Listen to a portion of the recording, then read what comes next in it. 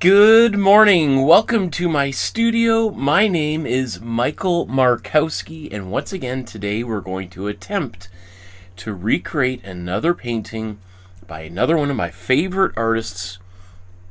Today we're going to be looking at Othon Friesz and this painting here entitled The Pont de Grenelle, Paris, which is, I think maybe... I think his best work, my favorite work of his, maybe the most iconic work of his. Although one thing we'll talk about today is he's one of these great artists who doesn't really have a hit #1 single kind of thing, unlike some other artists who've got dozens of them. So that'll be kind of a discussion we have throughout today's episode is great artists who don't have a quote masterpiece. So let's get into today's episode. Here's the quick bit of information about today's painting. And so in a moment we're going to talk about how difficult today's painting is to do, if this is something you feel ready to attempt. We'll talk about materials. We'll do the image transfer so you don't have to sketch it out. We'll do the we'll stain it with some color. That's the Imprimatura. Then we'll talk about Friesz's biography and specifically today's painting. Underpainting? I don't know. I think we might just go right into the painting itself. And yeah, so let's talk about just a couple quick admin stuff to get that out of the way. Remember to like, subscribe, hit the notification bell so you know when future episodes are taking place. So I just posted this video this morning at like 2 in the morning. So it's a bit of a last minute thing, but I had a little bit extra free time this morning. So that notification bell lets you know when episodes are about to drop or go live. If you want to support the channel with a small donation of $5 or something to help keep the lights on and pay the internet, that would be very, very graciously accepted. Thank you to those people who've been supporting the channel for we're going on 6 years now, and if you scan that QR code, it takes you to this PayPal page where you can safely and securely donate to support the channel. Other ways you could support are send an e-transfer or a check in the mail, or use the YouTube Super Chat while we're here live. If you need my email to send something or to inquire about anything, that is on my website and the Facebook group. Those links are down there below. I just don't post them here because I get spammed anyway. Speaking of the Facebook group, consider scanning this QR code, taking a photograph of whatever you've created, join the Facebook group, upload it to the Facebook group, because I think it's next week or the week after we're doing our next free bonus feedback episode, and I'd love to give your artwork some to highlight it and to give you some to celebrate your achievement, and maybe if there is any possible suggestions, feedback I can do to help you improve it, I would love to do that totally free. I've been doing it for almost 6 years now, and I even, whether it's a painting that you've created today, or it's a drawing, or if you've been working on the drawing series that I did 6 years ago, I would love to celebrate that here on the channel. So join the Facebook group. Thank you to those people. What a wonderful, cool community of very, very supportive people at all sorts of different points in their creative journey. Okay, sip of tea.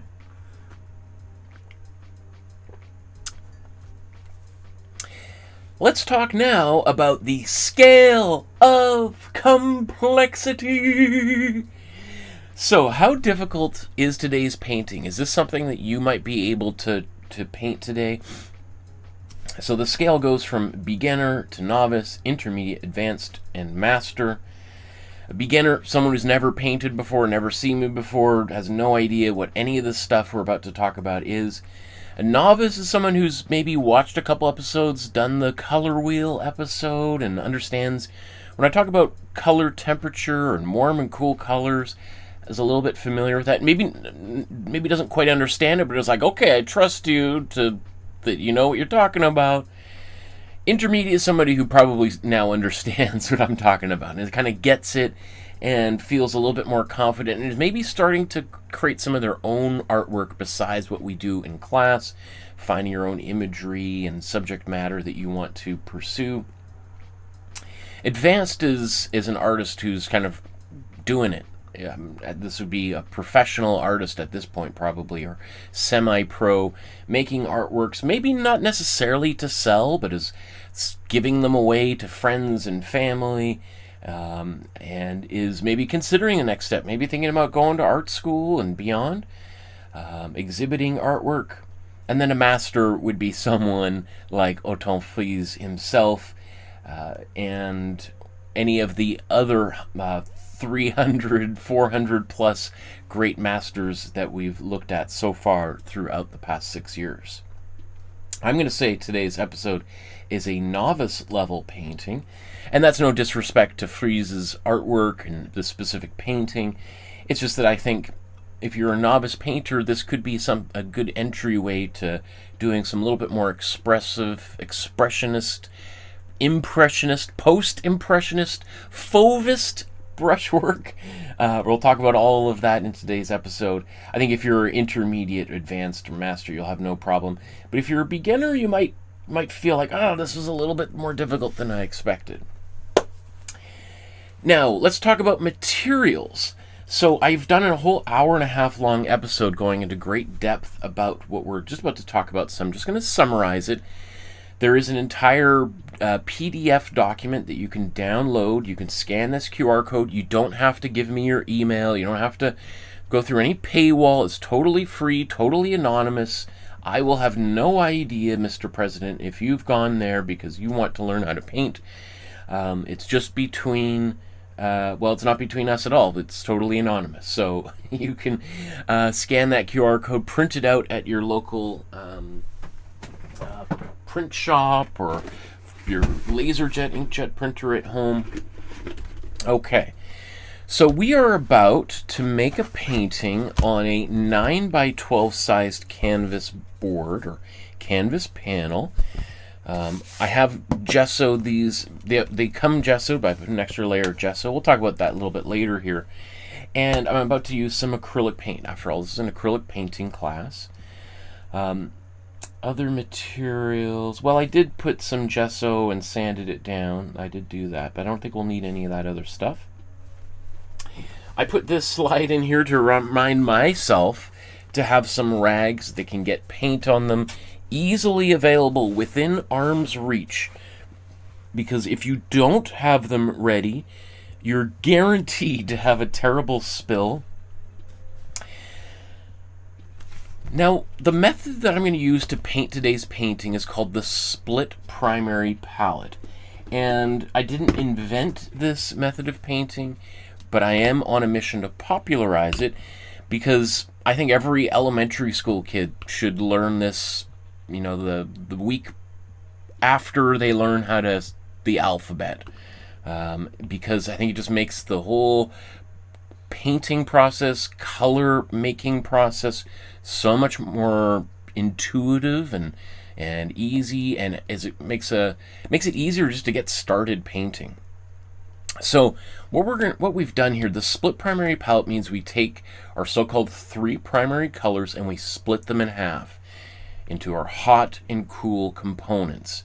And by doing that, it makes color mixing and depth a lot easier to achieve.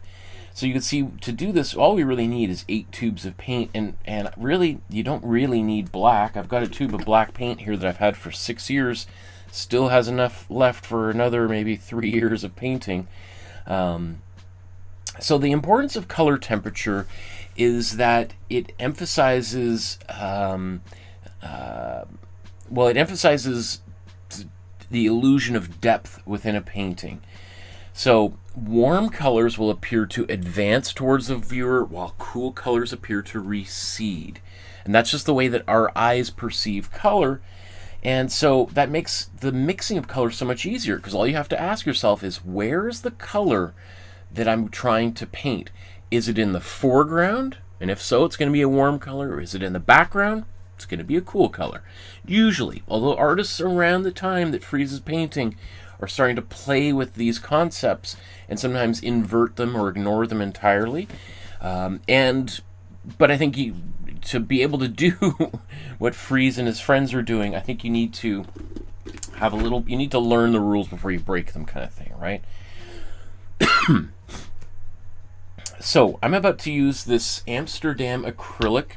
I'm not sponsored by them. They haven't been given 1 penny of free supplies or vacations to Tahiti or any kind of crazy stuff. I buy the paint just like everybody else at a local art supply store. And this is what I recommend as, I think it's the best bang for the buck. It's the best paint for the least amount of money. You could certainly spend more money on something like Golden, but you're going to get half the paint for twice the price. And it's going to be also generally a little bit thicker, a little bit more, which we call like heavy body paint. They do make a soft body paint. This Amsterdam is probably closer to a soft body, which makes it just a little bit easier to paint with, I think, for most people. Some people really like that textured look. Now I'm just going to flip through all of these really quickly just so you can see that you can do what we're about to do with basically any brand of paint. All of this is collected in that PDF that you can download from the Dropbox, and I update it, you know, maybe once every 6 months or so with any kind of new information that I find. So it might be more updated than what you're seeing on screen. But there are a few brands here that I do not recommend. And the reason that these, I don't recommend these, is that they have put way too much titanium white as a filler in the paint. Excuse me. Now, these Amsterdam paints, they do have titanium white in them, just like any other brand, but they don't have quite as much as Peebo, for instance. Peebo is the biggest paint company in the world, and so they're like the McDonald's of acrylic paint. The fact that they put in so much titanium white makes it impossible to make a black like I will do in today's episode without actually using black. And I just like having that availability to mix any color I want and not being constrained by the palette and the paint.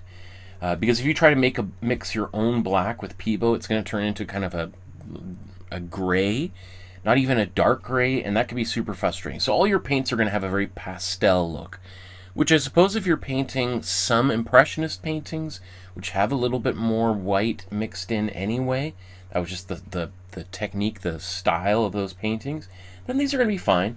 It just tends to be that the less expensive paints have a lot of white in them. Anyway, let's move on.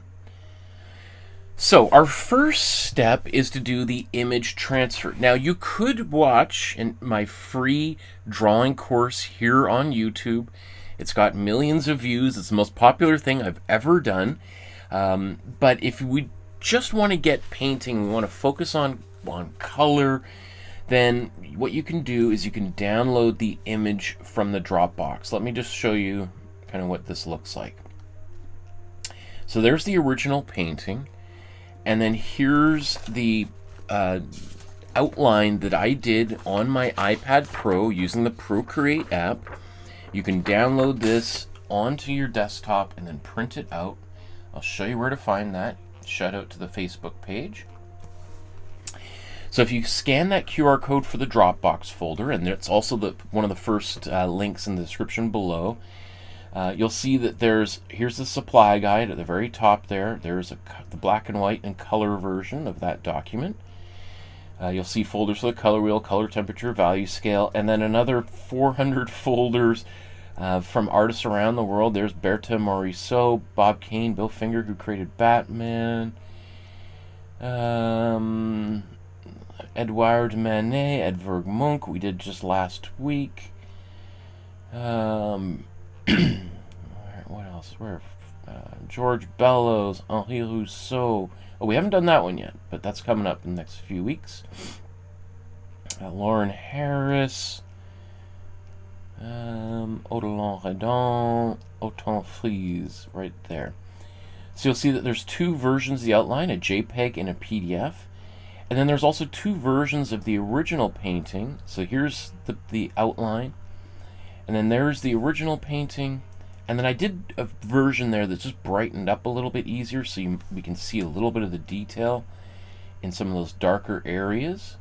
But we'll probably be using this as the main focus of our study, but it's sometimes nice. So anyway, all four of those versions are there in the Dropbox for you to download, so that you can follow along if you want to do this without the sound of my voice and just want to have that page ready at hand. So let's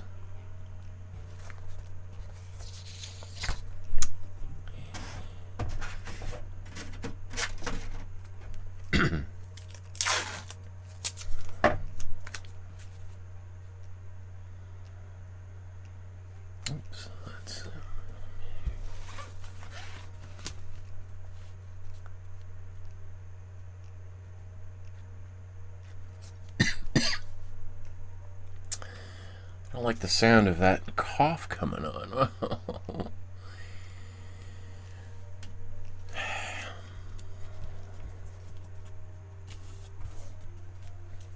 Okay, so I'm just going to tape this down. So I'm taping my outline onto a 9x12 sized canvas panel. Now you can see what this is I gessoed this a couple nights ago, and I just let it dry, in this case some construction paper to keep the table clean. And then I let it dry overnight, and I sanded it like literally 20 minutes ago, right before. That's why the episode's starting just a little bit late, because I did about 30 of these, and I took them outside with my electric sander and sanded them all down really quickly. Just gave them a light sanding for maybe 10 seconds. And so now these surfaces are nice and smooth. Much smoother than the way that they come when they come right out of the plastic. Okay.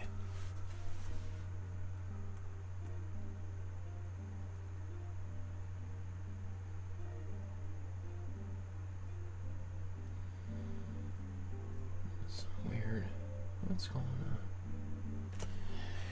Okay.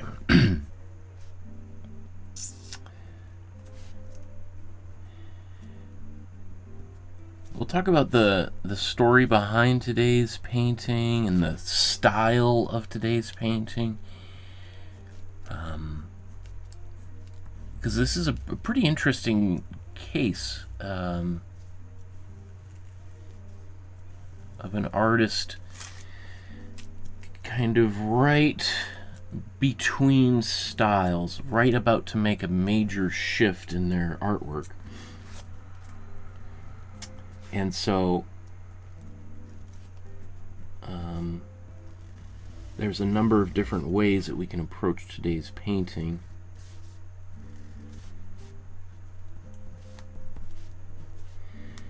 I would probably avoid doing most of the light gray lines in this image.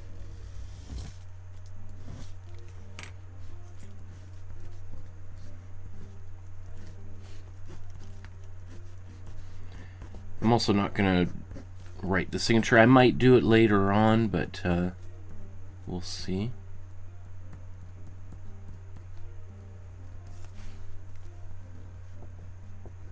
It's a good idea after doing a few lines just to double check that your transfer is working. When I do these classes in person, there's inevitably several people that will do the whole outline only to peel it off to realize nothing transferred, and they got to do it all over again because the transfer just shows up on the back side of the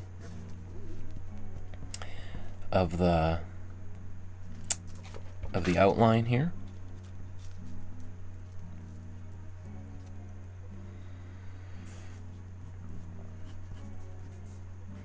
Now, I did just say don't do the lines in the background, and then I just did them.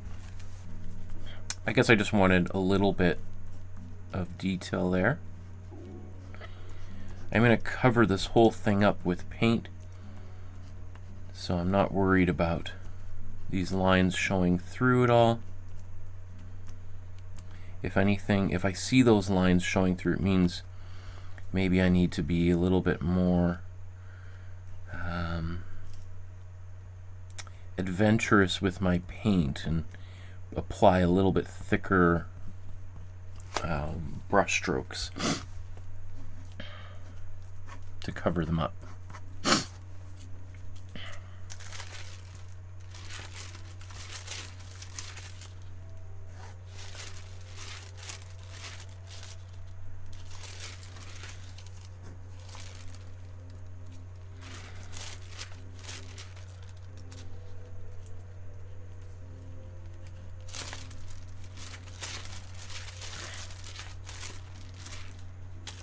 Okay, I think that's good enough.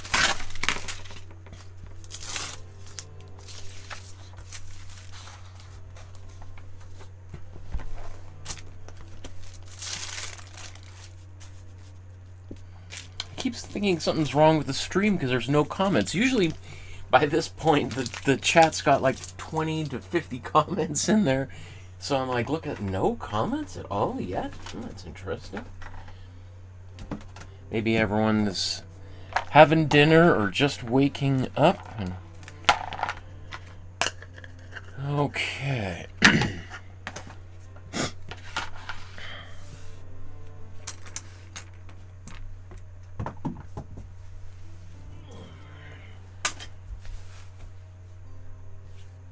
Or maybe there's something wrong on my side and I can't see them.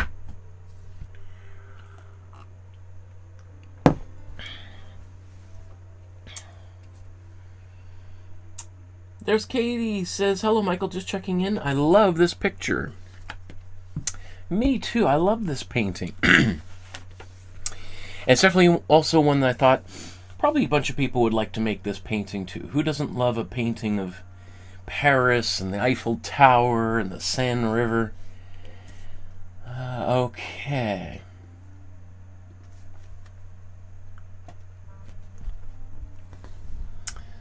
Does my table look a little crooked here? Oh well, I'll correct that camera sometime. Could be a while. Let's talk now about the Imprimatura. You gotta say it out loud, even if you're on public transit or in a board meeting and your boss is blabbing on, you gotta go, Imprimatura! Right? Of course, I mean, the Olympics are in Italy right now. You've got to do a little bit of an Italian accent here. The Imprimatura is an Italian word that means the prime layer or the first layer of paint. And so lots of different reasons why we might want to apply an Imprimatura, a stain on the surface here. Now, we'll take a look at the actual artwork by Friesz here in a moment and just see if we can see what kind of stain, if any, he did. Absolutely 100% certain he would have learned this in art school at some point, but did he do it in this painting is another question. Just to give you a quick visual here. On the top, this is an image by Leonardo da Vinci, an unfinished Leonardo da Vinci painting. And you can see he used this kind of yellowy brown, rusty, patinaed kind of color here for his stain. And then right below here, we've got a painting by Michelangelo that's unfinished, and he used a green Imprimatura. So I just share with you those kinds of things because I just want you to know that there's no kind of official, perfect, right way to do this, that even two of the greatest artists of all time had different ideas about how to approach this step. So I'm going to apply this warm yellow. This is my warm yellow right out of the tube. And I'm going to put about... Well, let's see, that's probably a little bit less. That's maybe like 30% water to 70% paint. which might make this color a little bit more saturated than sometimes I have 50-50. That dilutes the paint and makes it a little bit more transparent. But for this painting, I think I might want something where the color's a little bit more intense.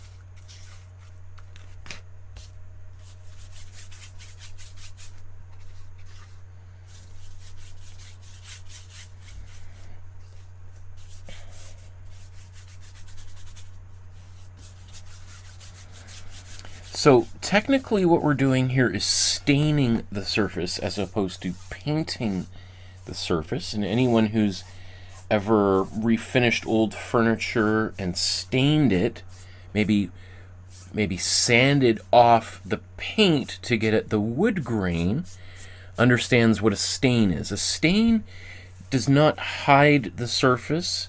It doesn't sit on the surface, it soaks into the surface.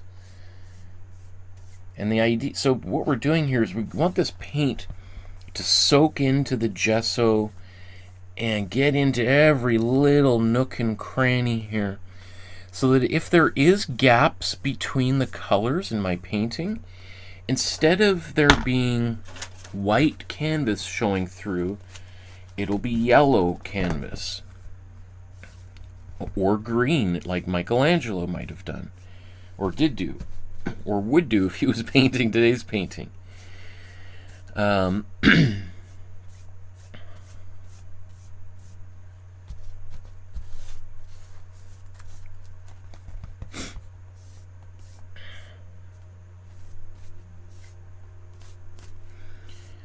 I'm applying this onto the surface here and just wiping off excess paint.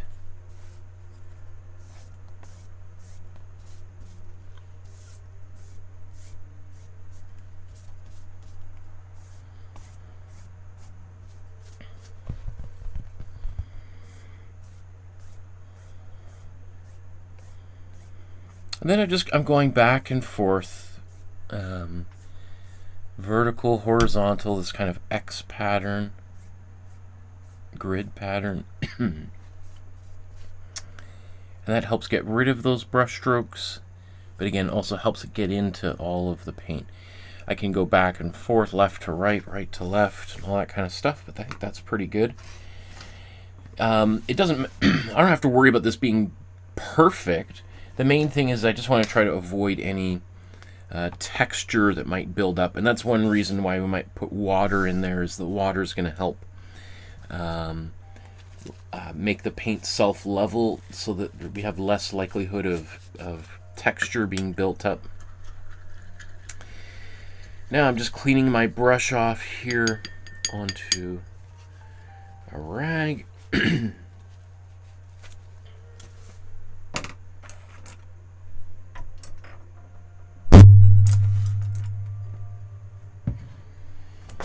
Okay, I'm going to blow dry this.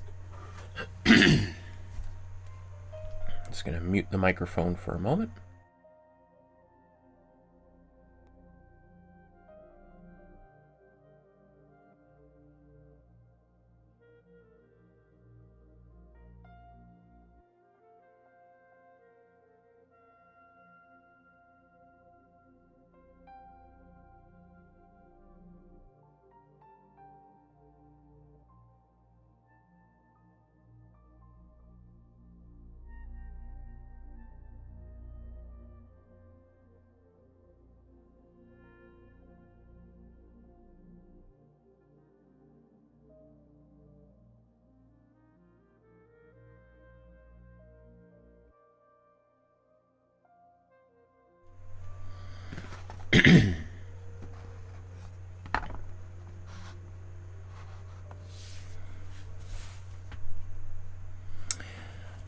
Okay. Oh, there's Paula there, says Happy Chinese New Year today.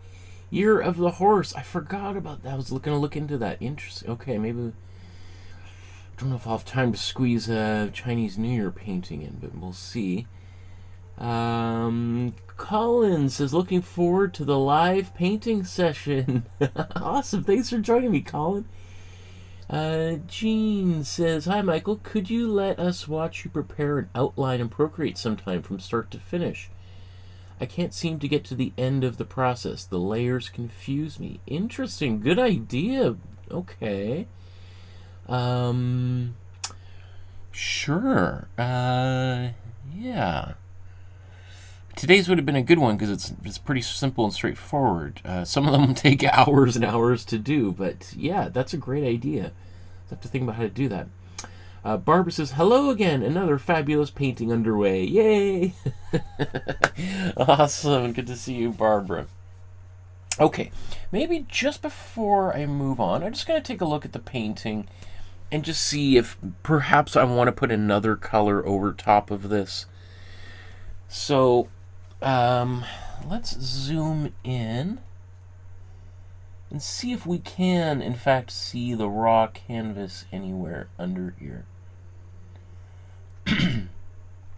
So what I'm looking for is little areas between colors. So I'm wondering if like that is canvas or gesso or... And in fact, today's painting I think was painted on cardboard, which is a little bit different than cardboard as we know it today. Cardboard back then would have been more like, almost like kind of like this clipboard, like a bunch of paper pressed together to like a really stiff form, as opposed to cardboard with the corrugation inside that we see in your Amazon package. So I can't really tell which, I mean, I was going to say the paint is really thick, but there are places like these areas where I could see the texture, the weave of the canvas. So I don't know, it's possible.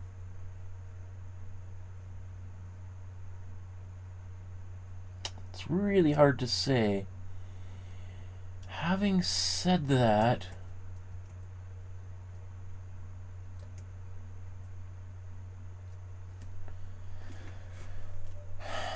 I am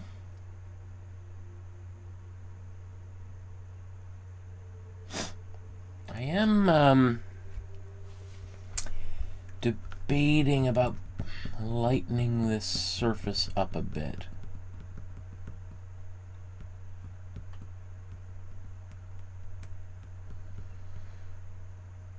My initial thought was this would be perfect. Really bright yellow.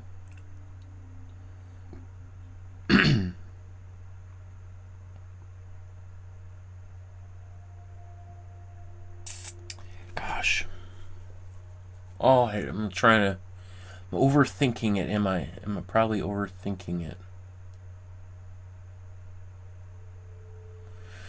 Because I'm just debating of putting like a cream color or even this kind of like a kind of minty cream color, greenish quality that's in the sky.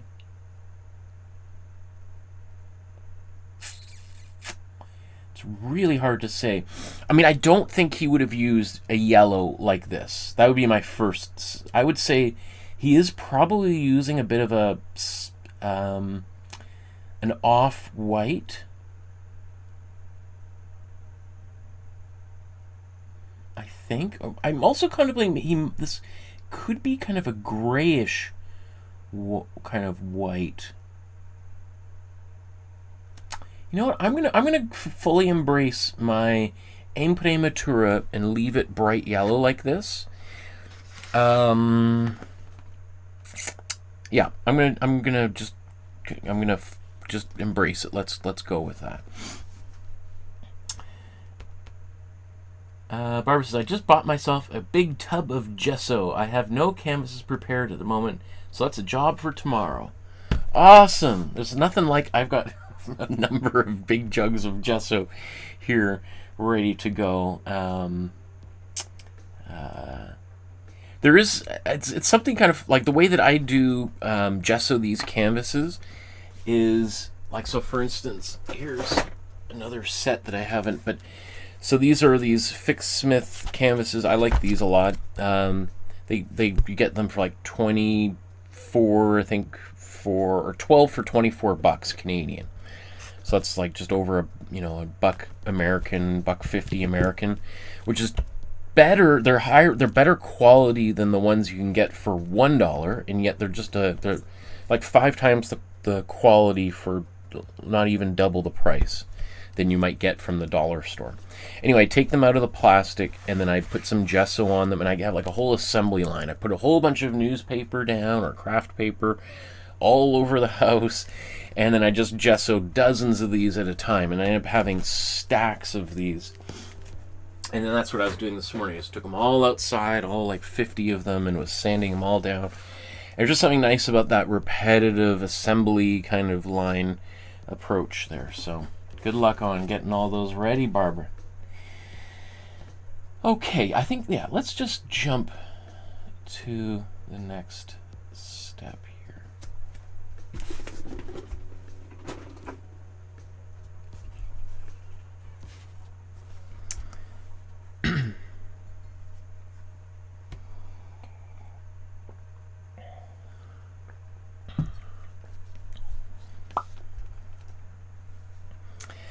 So while the canvas here, the Imprimatura, completely sets here and dries, let's talk a little bit about the biography of today's artist, so that we have a better, maybe some inspiration before we tackle today's painting. I always find it super interesting to learn a little bit about the artist whenever I'm making an artwork inspired by their masterpiece. It helps me, understand the decisions they made, the context within which the painting was made, and sometimes that changes how I might approach the painting as the more and more I understand about those things. And it can make a painting that I thought was vaguely interesting into like super fascinating, because sometimes the circumstances behind the creation of these paintings is fascinating. So Othon Friesz is born in 1879 and passes away in 1949 at age 69. There's lots of nines there, isn't there? 79, 49, 69. Originally born, how would you say that? Acrylic Emile Othon Friesz. And he's born in the town of, or the city of Le Havre, which I thought I got that ready to go. Okay, so this, let's zoom out even further here. So you can see all these little stars here are for artists' paintings that we've made by them in the past. So here's France, there's Paris, and up here in the area known as Normandy, we have Le Havre. And just for context for some people, this is the area where during the D-Day invasion, the Allies, when they stormed the beaches, Le Havre would be just off to the far right here. And for those here in Canada, Juno Beach we got some stars you'll see in a second. Here's these gold beaches. You got Omaha, Utah, and so here's Juno Beach. And Le Havre, I was trying to find any information about, his childhood home and all that kind of stuff. I wasn't able to find any exact information about the neighborhood in which Friesz lived. There isn't like a Othon Friesz museum or art gallery or house, studio that's been preserved. At least I was able to find. I'm sure 5 minutes after this video finishes, somebody will be like, the Othon Friesz museum and amusement park will be like, how could you have missed? We're so obvious. It's like, well, I don't know. Talk to your SEO about that, because I couldn't find anything. Anyway, Le Havre is a major port city, maybe the largest port city in northern France. And so it's a big naval shipping area, and that's the environment in which the young Othon Friesz grew up. He came from a long line of seafaring folk. His father was a boat captain. His grandfather was a boat captain, and his father, and his father, and his father before that. So he would have spent lots of time in the harbor, maybe waiting for his dad to return, or watching him sail out in the early morning to catch fish, and just like any like fishing, sailing, all those kinds of things are kind of precarious industries. So there's always that risk that someone's going to sail away and just never return, and you'll never know what happened. Did the boat sink, or was it captured by pirates, or did they just sail away to the other side of the world and are sitting on a beach eating coconuts and stuff, right? So he would have spent so much of his youth watching boats come and go, the smell of fish, eating fish, and it's in that kind of environment that he grew up, and that the themes of the water and the ocean, the sunset, sunrise over the horizon, were a part of his childhood and later become central themes to his artwork. We'll see, and just the landscape itself, or seascape, is really the main focus of his career. He did do some still life, some portraits, but almost, I'd say 90% of his artwork is focused on the landscape, and often those landscapes have water in them. So he studies when he's in school. He meets a little boy named Raoul Dufy. Raoul Dufy is an artist who's coming up very soon as well. Another artist that I really, really like, Raoul Dufy. Let's see. Oops. This is kind of his kind of particular style of work, which is very kind of loose, almost kind of cartoony. And so it's interesting to think about these two artists, that they were lifelong best friends as they grew up nearby one another. They went to like elementary school together. They ultimately go to the Havre School of Fine Arts. I think they both start school when they're like 13 or 14 years old. And I think having a peer your same age that you've known for so long pursuing art like you is something that they were both very fortunate to have, because you're both kind of moving forward. You're kind of buoyed by one another, to use an ocean term. And so, when you're feeling like giving up, you look over and you see your friend that you've known most of your life continuing to paddle forward, and that kind of gives you a little bit more energy when you're feeling down, right? Similarly, I don't know if they moved to Paris together, but ultimately Raoul Dufy also ends up in Paris. But Friesz moves to Paris in, I think, 1898 and goes to school at l'École des Beaux-Arts. It doesn't say here in the wiki entry, but 1898. So that would have been, he's like, what, 19 years old when he moves to Paris. And so he's studying in Paris. He also takes some classes in the evening, some kind of at a private academy. What was the name of his teachers there? Bonat. I'll just share with you here. Bonnat is kind of a little bit more of a much more academic, traditional approach to painting. And it's just interesting to think of, like, you know, this in the 1890s, Impressionism has come and gone. And post-Impressionism has come and is now kind of gone. At this point, the main art, this is kind of now a period between movements.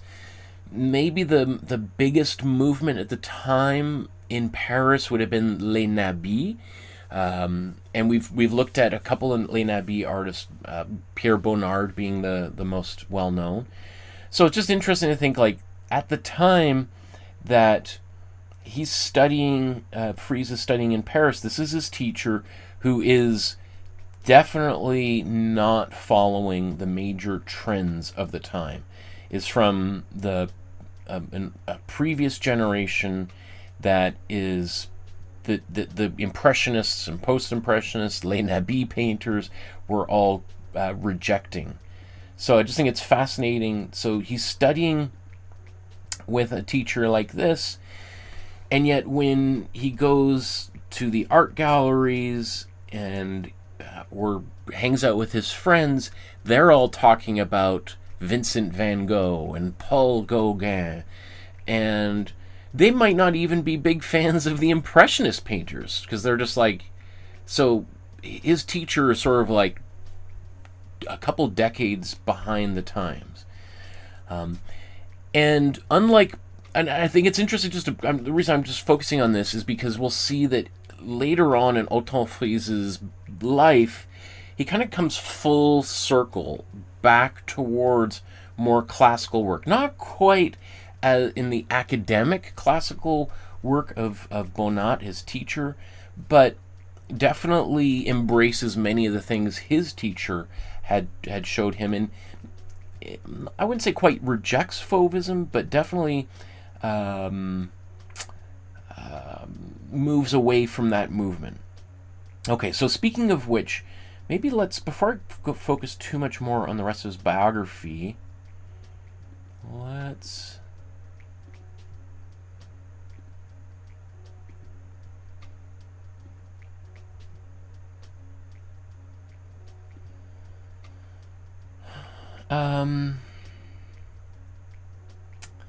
okay, well, maybe let's look at some of these paintings. Sorry, I gotta...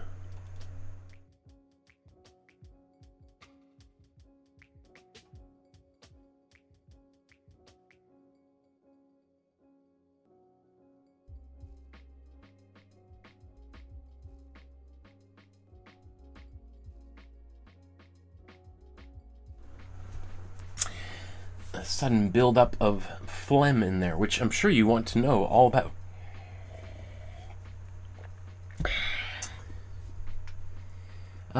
Developer Sujal says, "Nice to see you, sir. Love from India." Oh, cool. Thank you, my friend. Thank you for saying hello all the way on the other side of the world. What time is it in India right now? Oh, my goodness. It is 11 o'clock here in Vancouver, Canada. 11 o'clock in the morning. Okay, so I just want to take a moment here to look at some of the paintings that Othon Friesz was making roughly around the time that he finishes art school in Le Havre and moves to Paris. So you see these kinds of basically impressionist paintings that he's creating right around this time. Right, so now this is when he's in Paris, and now he's a student at l'École des Beaux-Arts. This might be roughly around the time he would have graduated from school. Here's his old friend Raoul Dufy in the studio in 1900. Now, he did go back and forth between Paris and Le Havre. I mean, Le Havre and Paris, let's just do a double check here, aren't too far away from one another. So let's, just out of curiosity, Le Havre to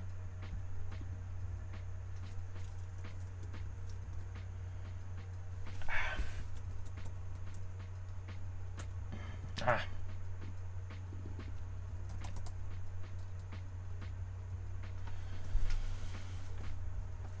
Let's see. So on a train, now this might be the très grande vitesse, is 2.5 hours on a train today. You know, 100 years ago, that might have been more like 3, 4, I mean, even 5 hours by train. It might be making little stops all the way along here, all the way up to the coast. I don't know if they had express trains back in the day that just went direct. But it just gives you an idea that that would have been something, you know, you could potentially, on a Friday after school, get on the train and head back to Le Havre for the weekend to go visit family, that kind of thing. So I'm not sure if this is when Raoul Duffy was in Paris or still in Le Havre.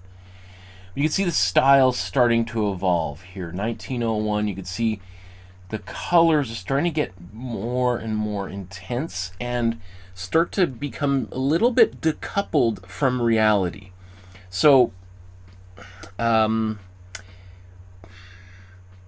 this shows kind of his evolution and the greater evolution of going from traditional academic painting, like Othon Friesz's teacher was promoting, to Impressionism, to Post-Impressionism, to maybe Les Nabis squeezed in between there, to Fauvism, where Othon Friesz's most famous artworks during that 10-year period, and from like 1903 to 1915 or so are made, before World War I. He does live until 1949, but definitely Othon Friesz's most famous paintings are made in a kind of a period from the early 1900s to right before World War I. You'll see today's painting is in this period here, 1901. But things are starting to kind of get weirder and weirder. And as I said, like with academic art, it's all about it's trying to not necessarily paint what you see or what exists in the world, but you're trying to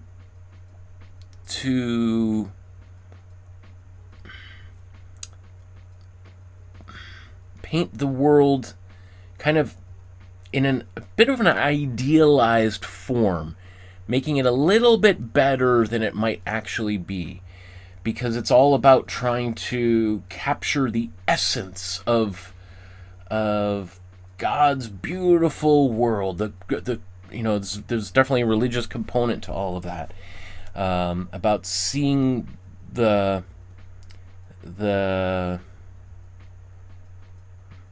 forest through the trees, trying to see the overall structure that exists beneath the world of appearances.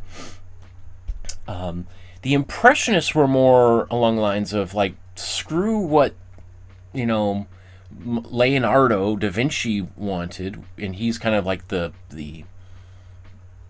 spiritual leader of academic art, right? Impressionism is like, screw what Leonardo and his idealized forms and all that stuff.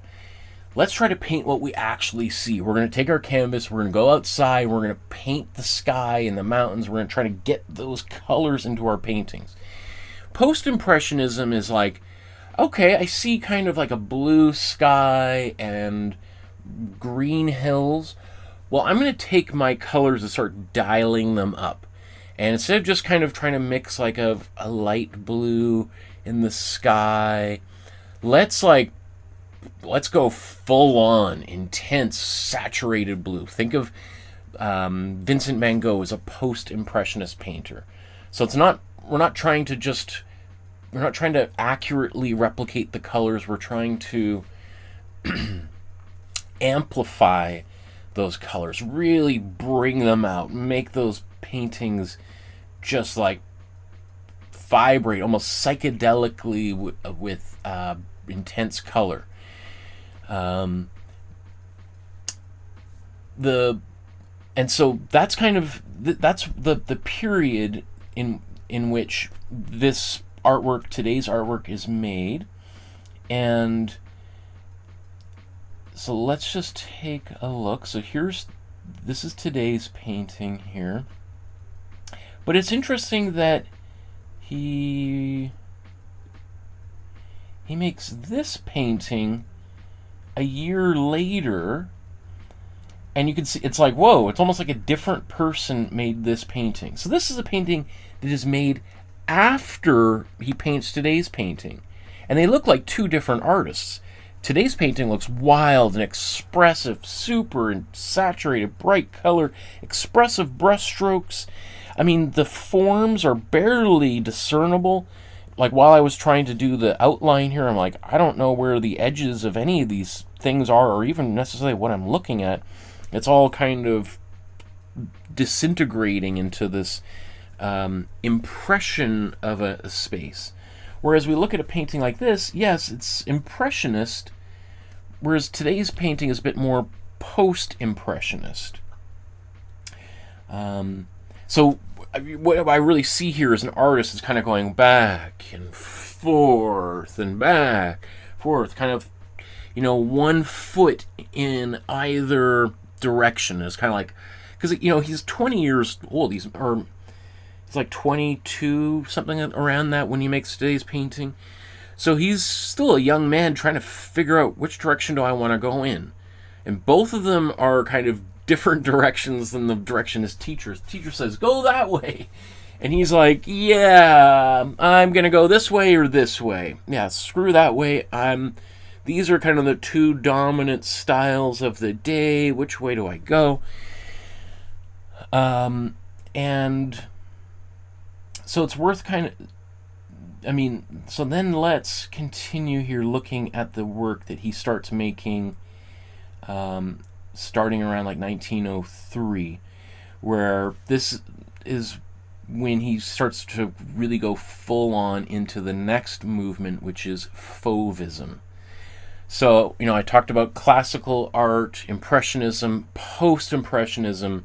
Fauvism is like, okay, we're going to take what the Post-Impressionists did, which was to dial up the color, and I see blue in the sky, green in the hills, and I'm going to amplify those colors, make them more intense. And the Fauvists go, well, let's take those intense, saturated colors, but what if instead of painting blue in the sky, we put pink? We're just going to take all those bright colors and just start kind of mixing them all up. And so that there's really no direct association between the blue of, you know, or the color of the sky in the painting to the color of the sky in reality. That we're going to use this extreme color, vivid, saturated colors, but they're going to be completely decoupled from reality. That there's at this point almost no relationship whatsoever between the reality and the image. So basically all that's left is composition. It's the structure of the painting that we might be able to recognize imagery from. Right? So we see these colors and things just getting wilder and weirder, more and more abstract, less and familiar.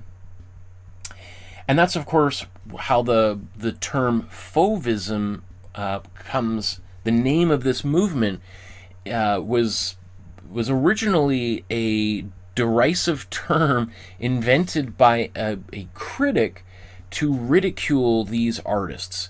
A fauve means a wild beast, a wild animal. And so what that critic was saying when these paintings were really first revealed at the, I think it was the Salon d'Automne in 1905, was to say, like, the artwork made by this group of young artists like Othon Othon Friesz, Henri Matisse, André Derain, Maurice de Vlaminck, and a bunch of other artists. It is like a bunch of wild animals got loose in a paint factory and are just splattering paint all over the place. And they kind of look like landscapes, but I mean, this is just madness. This is craziness. But of course, those Impressionist painters were like, "Oh, that's kind of cool. I like it's kind of rock and roll. He's saying we're wild animals. Let's take that name. We're going to call ourselves the wild animals, the wild beasts." And of course, the critic is like, "No, no, no. You're supposed to be really angry that I called you wild animals. You're not supposed to embrace that as the name for your movement." But I just think, and that's the same sort of thing that happened with so many different art movements. That's how Impressionism got its name. That's how Fauvism got its name. That's how Cubism got its name. Those were all different groups that were ridiculed by the press and then took that ridicule and turned it into the official name of their movement. So around this time, 1908, 1909, we also start to see the rise of Cubism, which is a movement started by Picasso and his friend Georges Braque. Braque was also a Cubist at one point. So it's interesting to see this kind of more architectural, Cézanne-inspired approach to painting that starts to filter in the 1908 to 1912 through to the right before World War I. So I'm just this is from, I can't get that any bigger. So these are just some more images from a book here. Again, you could see he's kind of going back and forth, like today's painting, 1901. And then here's 1903. I mean, this is something you would have seen like Camille Pissarro do in like 1870, right? Same sort of, well, this is a little bit more, well, still, I mean, this is like more post-impressionist than Fauvist. But you start seeing here, this is definitely kind of a Fauvist approach to painting.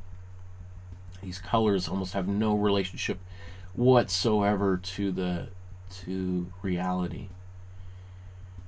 Right, and you can even see here, probably this, maybe not made on the same day, but you could see, he's painting bright yellow on these stairs, green in the sky, yellow in the water, bright fire engine red on the railing and purple on the railing. I mean, these colors have no relationship to reality whatsoever. And then here's like 1907. I wonder if there's bigger versions of some of these. I mean, it's just super wild, super imaginative kinds of artwork. I mean, I love all of these paintings. But you can just imagine, 120 years ago, people just are like, especially the older critics that, from the generation of Othon Friesz's teacher, were just like, "Are you kidding me? This is terrible. This is like blasphemy to art history. Like, is this a joke?" I mean, for instance, I love this little painting here with all these pinks. But, if you were to stand in this same area, it's certainly, the colors would not look like that. Right?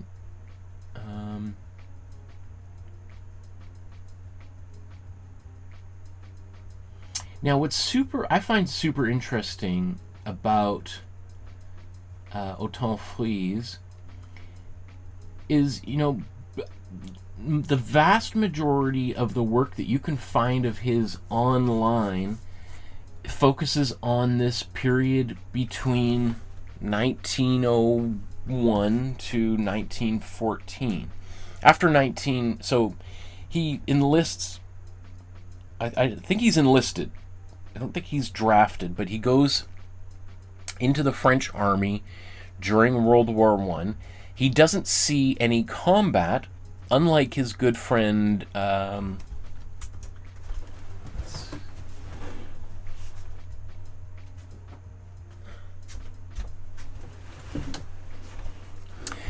Unlike his good, well, I don't know if they were friends, but they would have definitely been peers. They would have known one another. Fernand Léger, we did this painting, I don't know, a few months ago. Fernand Léger was in the French, I don't know, was he in the French army or Belgian army? No, can't remember. Anyway, Fernand Léger fights on the front lines in World War I and sees some horrific stuff.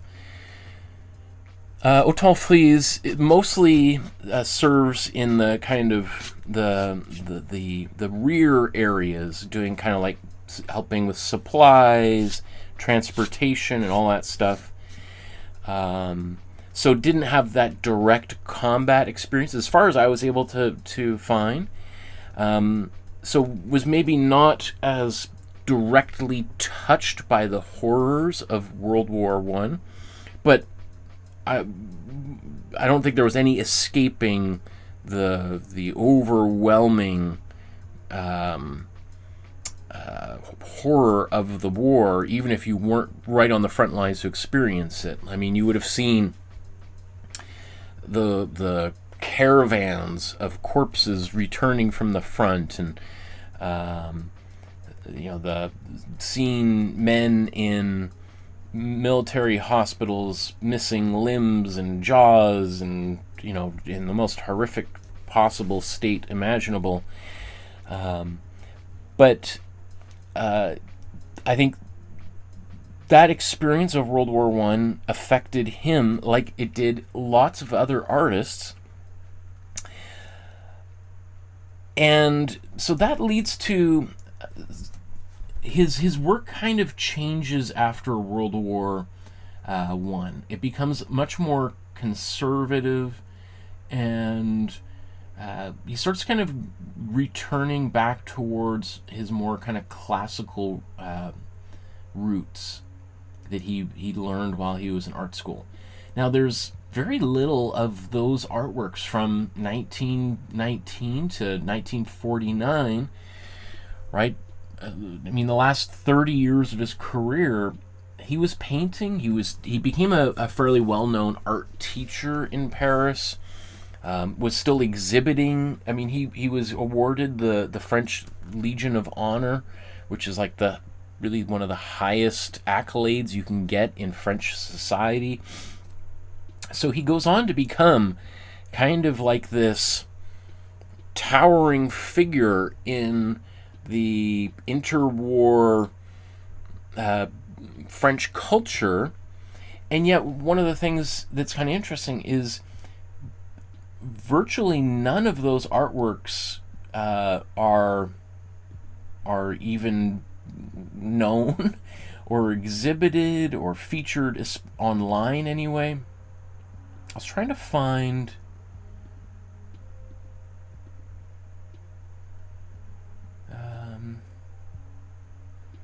some examples.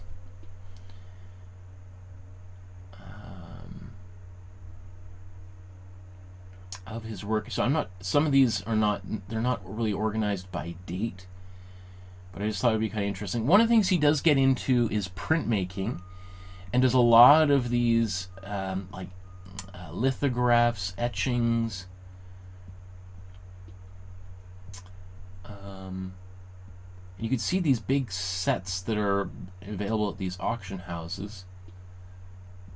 So that occupies a lot of his time after the war. I don't really know much about his personal life, whether he was married or had children or anything like that. That's a beautiful painting. What year is this?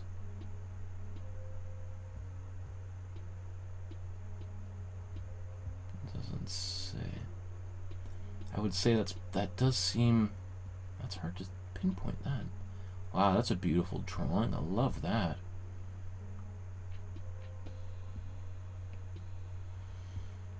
I would say this is probably a little bit later.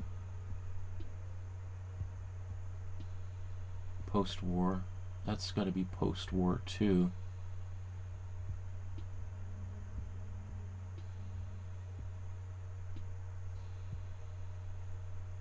Is that an Othon Friesz? That looks like that's a Picasso. Okay, that's not Othon Friesz.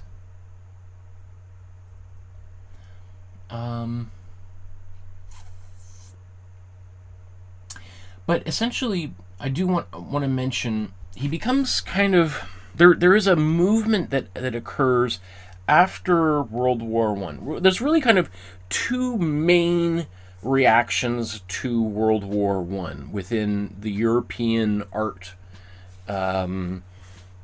world. You have one set of artists starts making artwork known as Dada, that would kind of eventually turns into surrealism, and that is Dada is totally absurd artwork. It's where artists are just like, I mean, we just came back from the trenches in World War I, and it was so crazy, so horrifying and insane that we can't just go back and paint flowers and nude women sitting on the beach, you know, in some pastoral landscape. Like that world doesn't exist. It's a fantasy. It's absurd. So we have to make artwork that is equally as absurd. And so Dada, which is an absurd name for their movement, deliberately so, was all about just like doing silly, weird, bizarre things based on dreams and playing chance games, cutting up words and, you know, rearranging them to create kind of silly sentences, kind of like Mad Libs kind of stuff. So there's that one direction of artists, and that leads from Dada into surrealism. So then you end up having artists like René Magritte and Salvador Dali, Frida Kahlo. That's one direction that art goes in.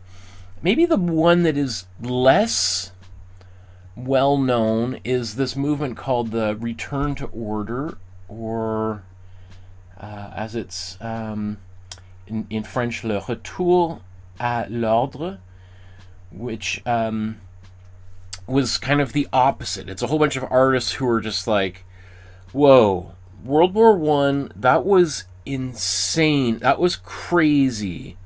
Life has just gotten too weird.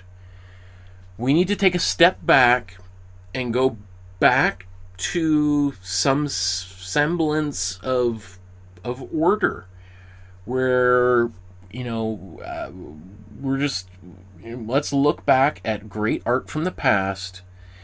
And, you know, I think maybe this whole past 100 years of art has just been, you know, a roller coaster ride in the wrong direction. Let's take a deep breath, and maybe let's, like what Othon Friesz's teacher was saying, it's like, instead of going in these directions, let's go back this way. Let's go back this way for a little bit. And so a number of artists go in this direction. Probably the most famous would be Pablo Picasso. Starts going into this kind of neoclassical phase, as it's often called. And I'll be honest, like, my favorite Picasso paintings are from this period, from like 1919 to 1924. Before he himself goes into surrealism. So again, like, Picasso kind of goes this way and then goes this way and this way and this, you know, that's typical Picasso kind of thing. But there were a lot of other artists who went just that way and just kept going in the opposite direction. Othon Friesz is an example of an artist like that. Georges Braque, who invented Cubism along with Picasso, kind of not just abandons Cubism, but kind of does a very conservative version of Cubism and heads back in the opposite direction towards classical artwork. Let's just see what imagery they have here. Renoir, that's a great example.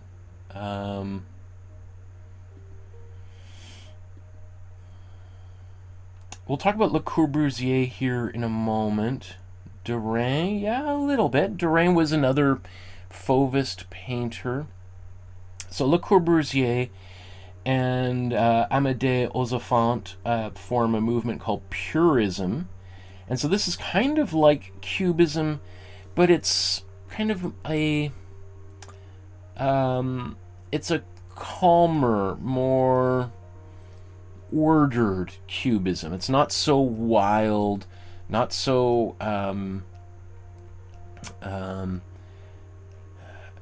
it's not weird. It's almost like Cubism meant for office buildings and restaurants, and it's sort of taking some of the pioneering avant-garde aspects of Cubism and then going back in that towards that more classical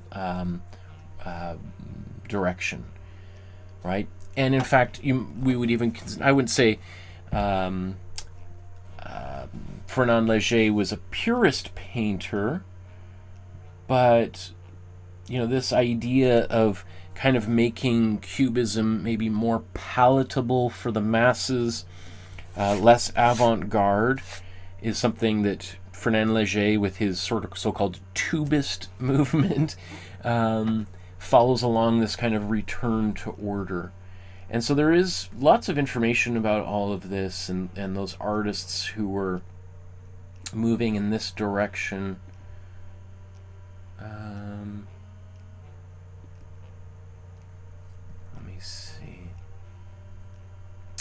And just before I move on, incidentally, I just found this interesting that I was looking up this return to order movement, and I was looking at the Guggenheim website, and currently right up in the Guggenheim right now in New York is an exhibition of the work of Gabriele Munter, who, as you know, I'm a huge fan of, and I think we've done 4, maybe 5 episodes featuring her over the past year. And so it's just kind of, I was like, oh, that's awesome that there's an exhibition of her work up in New York right now, after I've been kind of chatting about her for a while. Looks like a pretty cool exhibition catalog, and look at that, there's this painting that we did here, which, is kind of like wasn't a very well-known artwork, and since I featured it on one of our episodes, it's now one of the featured artworks of the Guggenheim. I mean, I can't take all the credit.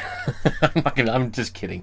I'm not saying the Guggenheim all of a sudden is like, oh my goodness, some random YouTuber featured her work. We got to get an exhibition going here immediately. And that painting that all those people did, let's make sure that's features prominently in that exhibition.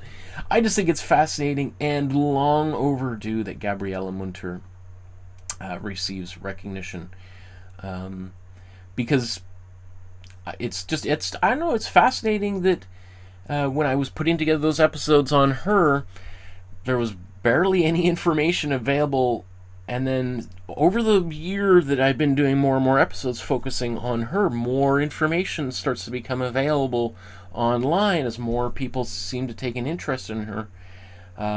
So that's just kind of refreshing. It feels like I'm tapped into a little bit of the zeitgeist, but I'm not totally insane in the selections of artists that I choose for these episodes.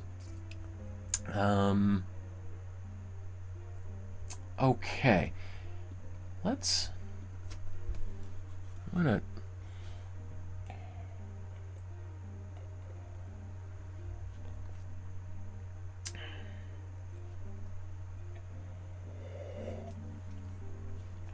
wow, I did not notice how many comments are in here. There's like, whoa.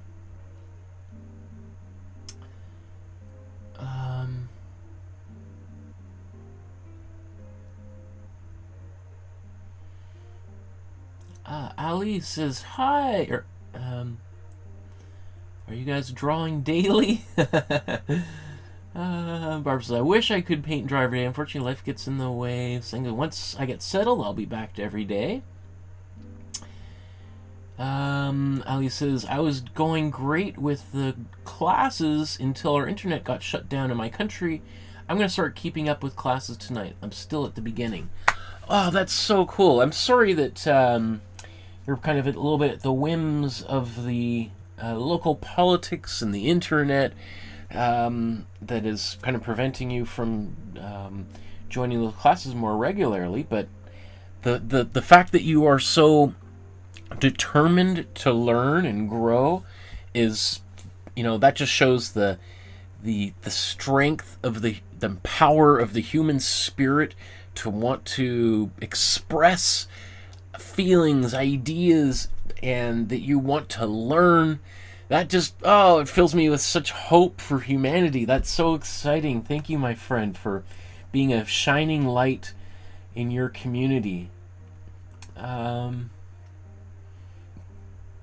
Barbara says, yeah, well, that's a shame about the internet. Try to keep practicing what you've learned. These lessons are by far the best thing on the internet. Barbara, you are so sweet. Saying it says, same here. I've been learning from Michael for the past 4 years. Ali says, yes, Michael's classes are amazing. I was so happy with my progress. Oh, you guys, keep at it. You'll learn so much. Michael is the best teacher on YouTube. Oh, my goodness. Well, whew, it's getting a little hot in here, you guys. Oh, my goodness. Oh, that's so sweet. Oh, my goodness, all these comments. People watching this later is like, did somebody really write this stuff? I kind of feel embarrassed when people say things like this. It's like, oh, I don't know if they're talking about the same person that I see every day in the mirror. Okay. So let's talk a little bit more specifically about today's painting, why I like it so much, and why I chose it above all the other paintings that Othon Friesz made throughout his career, why I decided to focus on this particular painting. Again, here's a little bit of information about it. The Pont de Grenelle, Paris. Oil on cardboard. I think it's cardboard and not canvas. Again, I mentioned a little bit earlier that cardboard 100 years ago is different than the corrugated cardboard we find in our packages you get in the mail, that has that wavy texture inside. Cardboard 100 years ago is probably similar to what's inside these canvases. Sometimes there's wood inside here that the canvas is wrapped around, but often it's cardboard. It's at the back of a sketchbook, that really thick paper that's keeping the sketchbook from bending. That's probably the same type of material that he painted on. And cardboard back in the day was super common. You'd be able to, just like today, cardboard is super common, and everything's packed in cardboard. That's what it was like back then as well. So especially if you were, an art student, which at this point Othon Friesz would have just graduated from art school. In fact, there's even a little bit in my mind is I wonder, could this have been an assignment? Could this have been a teacher saying, I want you to make a painting of the Seine River for next Friday? He's like, oh, okay, I'm going to do. So it's possible. I think he would have been done school, within a year or less before he made this painting at the most. So this would have been a very easy material for artists to find, as opposed to canvas, which is more expensive, and if you're a starving artist, you can only have so many canvases in your apartment or studio before they take up a lot of space. If you could probably, in the space of one canvas, have maybe 5 to 10 cardboard paintings, paintings on cardboard occupy that same space. So if you got a studio, you could have 500 paintings on cardboard, or maybe 80 paintings on canvas in that same space. So cardboard was a way of creating a lot of work really quickly. This painting is also not that big either. So this is a 9x12 sized canvas. So we can see that roughly maybe double the size, or a little bit less, right? So 12 inches tall, 18, so that's about this big. So it's, maybe 30-40% larger than this one. Not too much bigger. And it currently resides in the Kelvin Grove Art Gallery Museum in Glasgow, Scotland. So here's the painting itself, and then here's a version that I lightened up a little bit just so you can see maybe some of the detail in these darker areas. But I just really love this painting. I mean, who doesn't love a picture of Paris, you know, with the Eiffel Tower kind of looming through the fog in the background, the Seine River, and these kind of river boats with their, you know, probably gas lamps here, the maybe lamps along the bridge, these boats that are moored here on the side of the river. You know, it feels like that, the Belle Epoque in Paris, you know, this the good times before World War I. There's lots of excitement and energy. It's I mean, the Eiffel Tower itself had been just built and was a kind of controversial structure, being made entirely out of like iron, and you know, lots of people kind of had conflicted feelings about this build. You know, let's just kind of zoom through a few here. You know, so this is in the same period, like towards the, you know, during the heyday of Impressionism. You have this building going up in the air.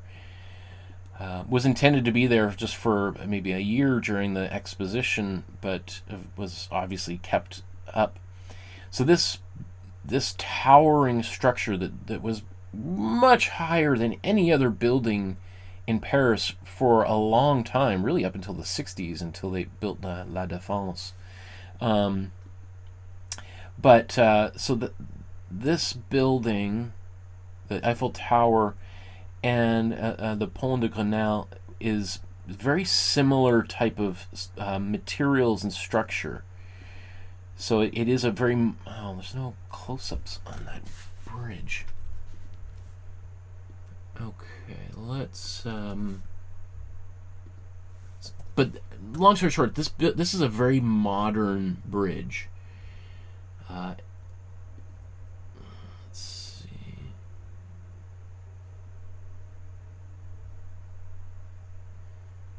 Right? So it's kind of very similar to the Eiffel Tower in that it's made of, you'd see all those exposed rivets. You know, like the structure of the Eiffel Tower, you know, there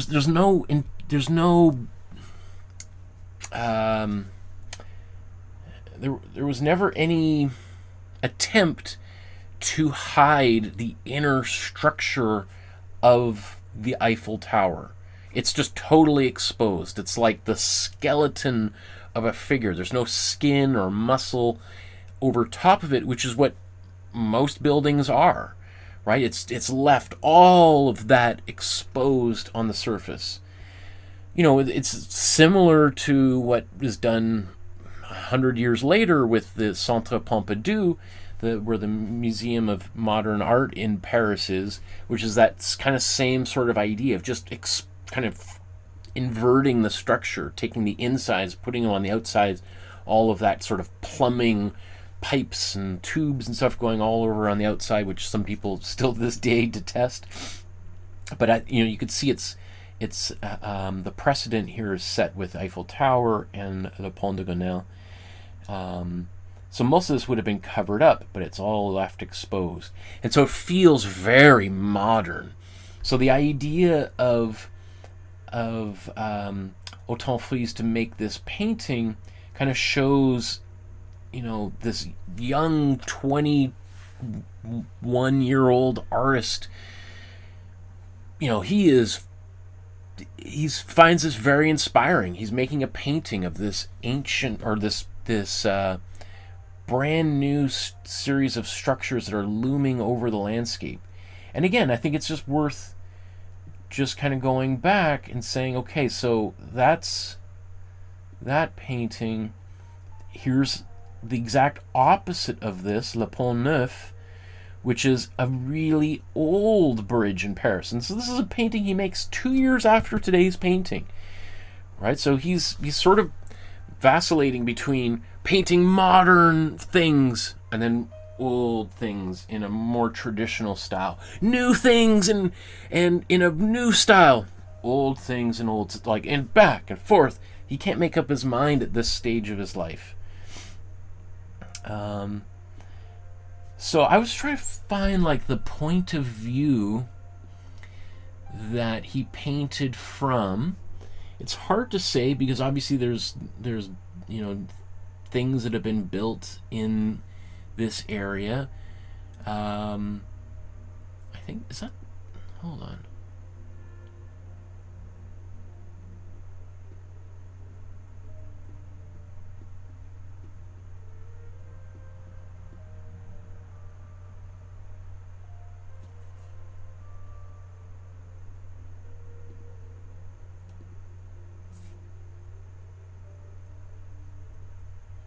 Okay, I know I was right. Okay, Pont de Grenelle.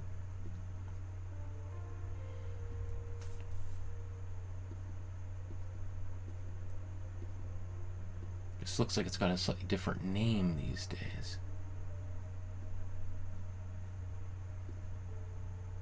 Ah!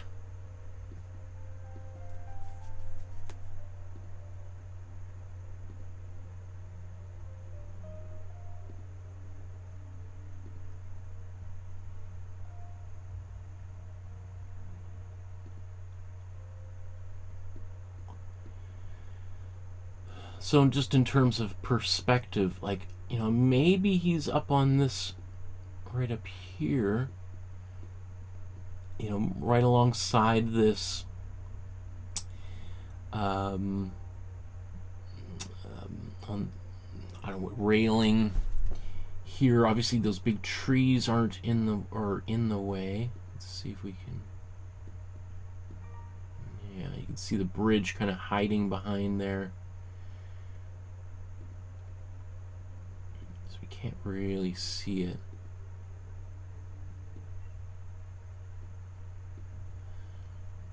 Because the vantage point from here really feels like we're kind of looking down, right? Not quite like so low as we see in the street view.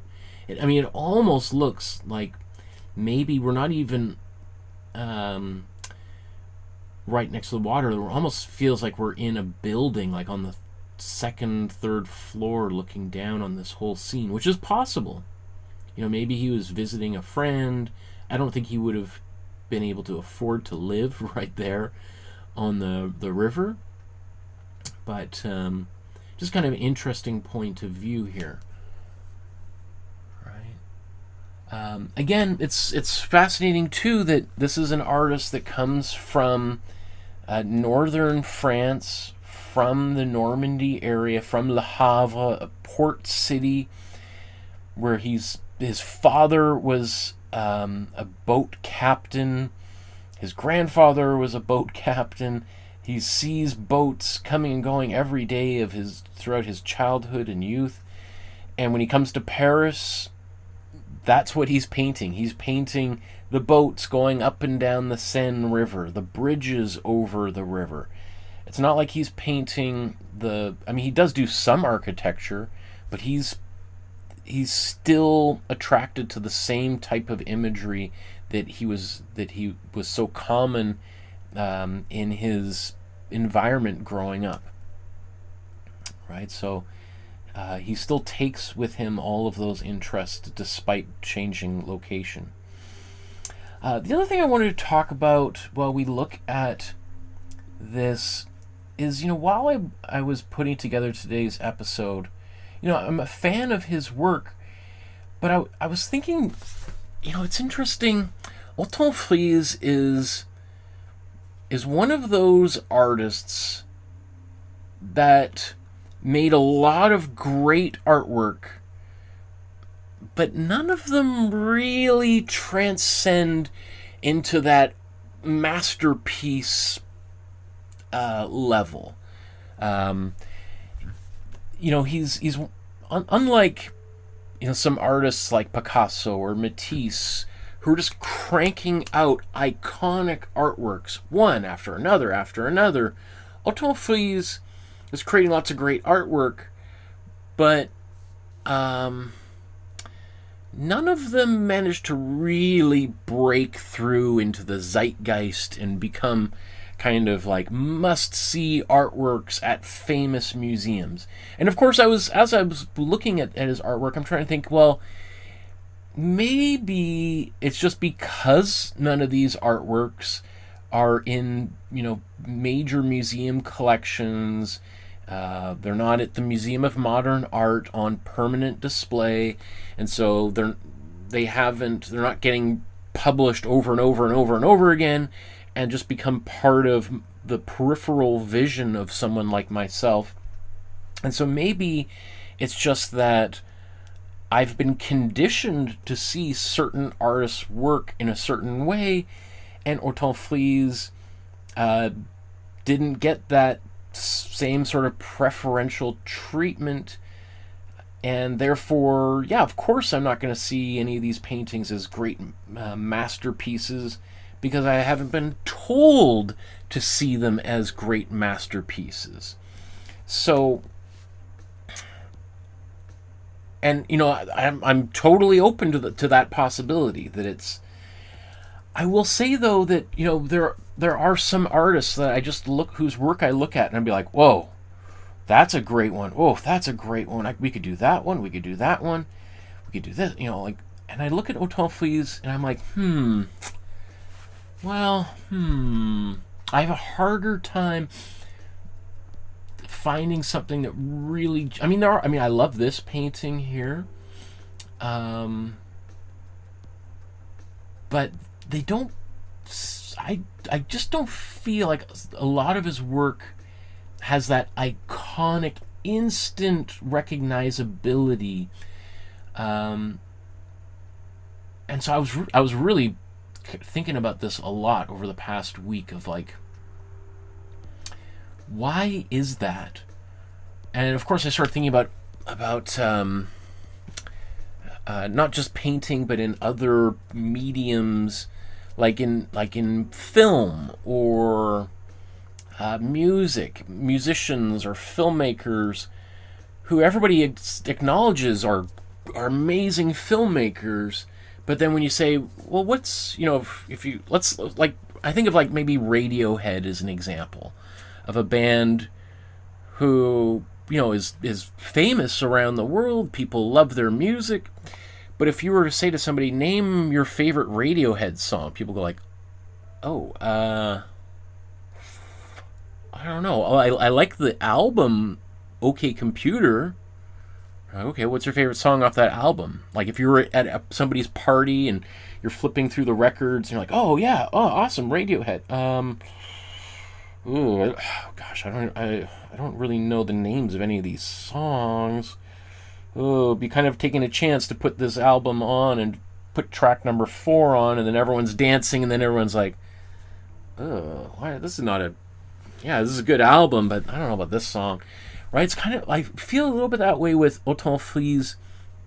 Like, feel free in the chat there to let me know of other artists, musicians, filmmakers whose work is also, has all sorts of accolades.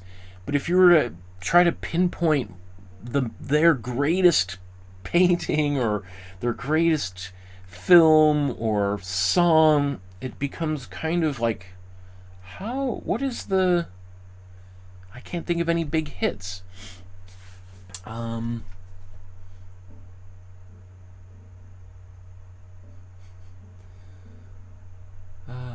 Senga says Kelvin Grove is stunning. That's my art gallery. Oh, that's cool, Senga. I don't know if this painting is on permanent display. I don't think it is. Let's see. I think I've got a.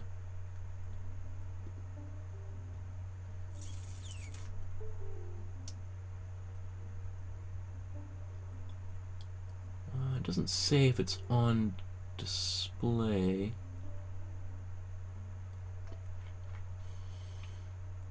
But I'd be interested to see, Senga, if you can find it on display there.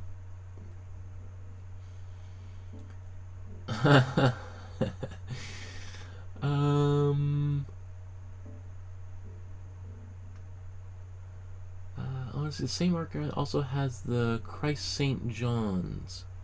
Could we paint that? I don't know that particular Christ St. John.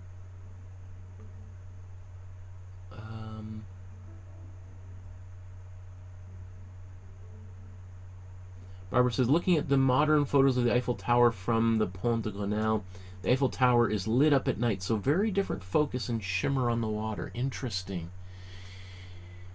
Yeah. Well, you know, I would have imagined that the Eiffel Tower, even back then in the late 1800s, early 1900s, would have had some kind of light in there near the top at least. Although maybe in this painting, the top is kind of trimmed out, so maybe.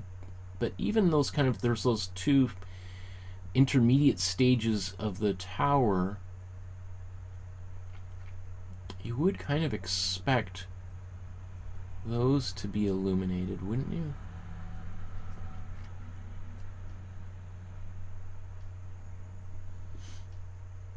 That's cool.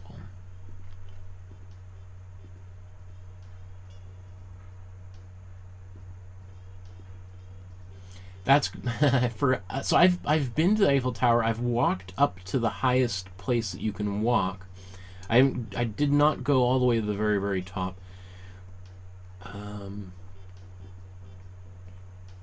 So this is what it looks like today. All these radio tower stuff up top there. That's kind of ugly, isn't it?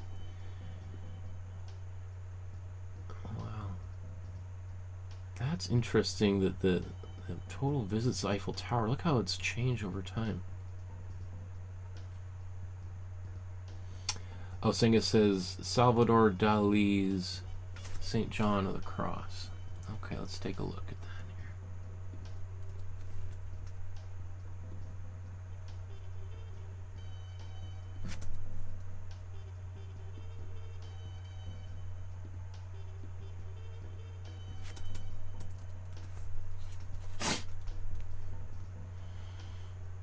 Oh yes, so he made a number of these. There's another one like this at the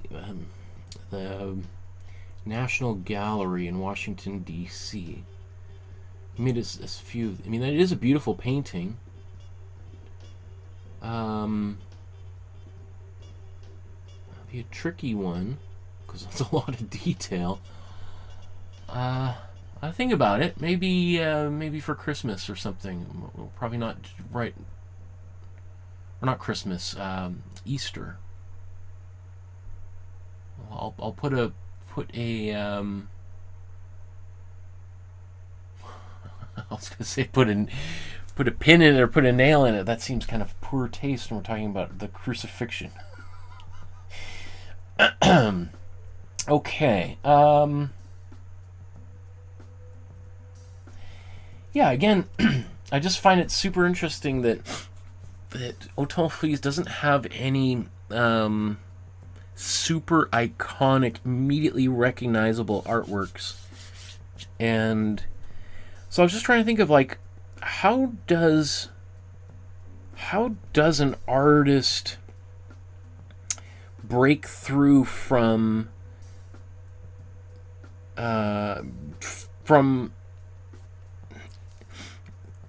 creating lots of great work to creating iconic artworks.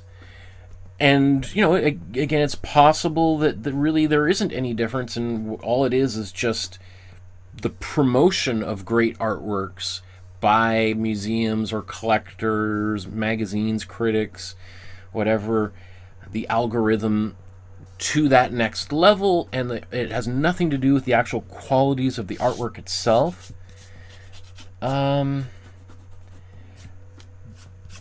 That's totally possible. I'm open to that idea, that it's that the reason why certain artworks become famous has nothing to do with the artworks themselves. But I do feel like there is, when we look at the work of Othon Friesz and his peers who were in the Fauvist movement, that some of those other artists were able just to create iconic images of almost the exact same scene So really, I feel like a lot of that comes down to composition, which is ironic because Othon Friesz's whole career, especially his post-Fauves career, was really focused on privileging drawing and composition, organization. So therefore, you would expect that his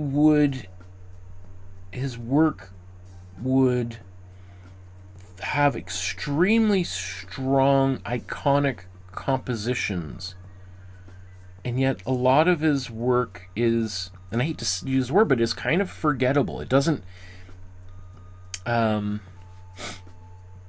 So I don't know. I don't know if I have the answers. Maybe as we paint today's painting, ideas will come to mind. But, you know, like, honestly, it's one of those things that I'm looking at and thinking about myself. I'm thinking like, have I made anything that transcends into that iconic level that is immediately recognized as like uniquely mine, that 100 years from now would stand the test of time and stick out like a sore thumb in a museum, art gallery, art history textbook, and think to myself, like, I don't think so. So then how do if Othon Friesz wasn't really able to do it, how can a lowly figure like myself do what he wasn't able to do? Right? And then that's what's going to keep me up at night for the rest of my life. Is like, how do you do that?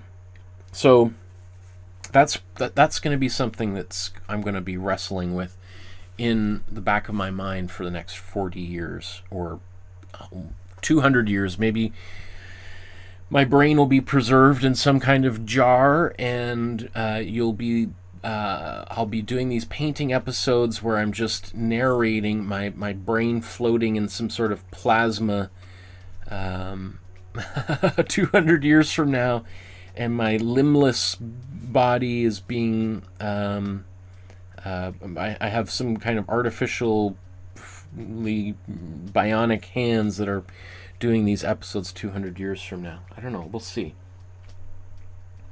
Saying is going to go see it. Okay, awesome.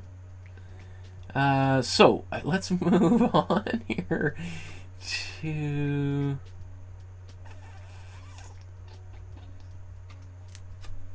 Let's get painting.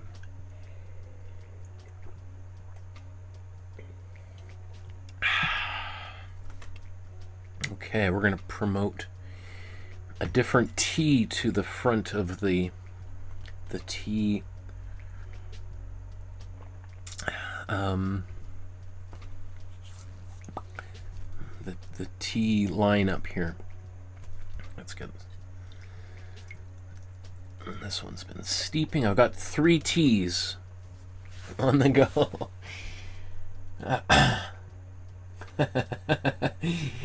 The floating brain. Thank you, Barbara. Yes.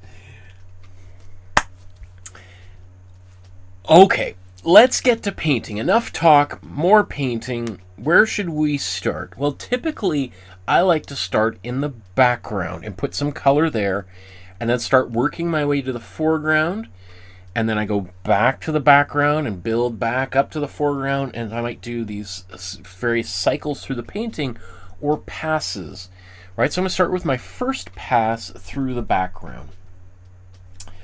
So let's look at the painting again and just think about starting. Probably the furthest thing from us is this sky. So that sky has got some greens and cream-like colors.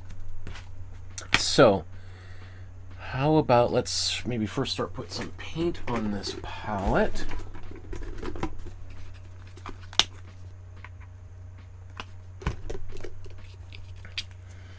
There's going to be lots of white here, so we'll have white on the palette.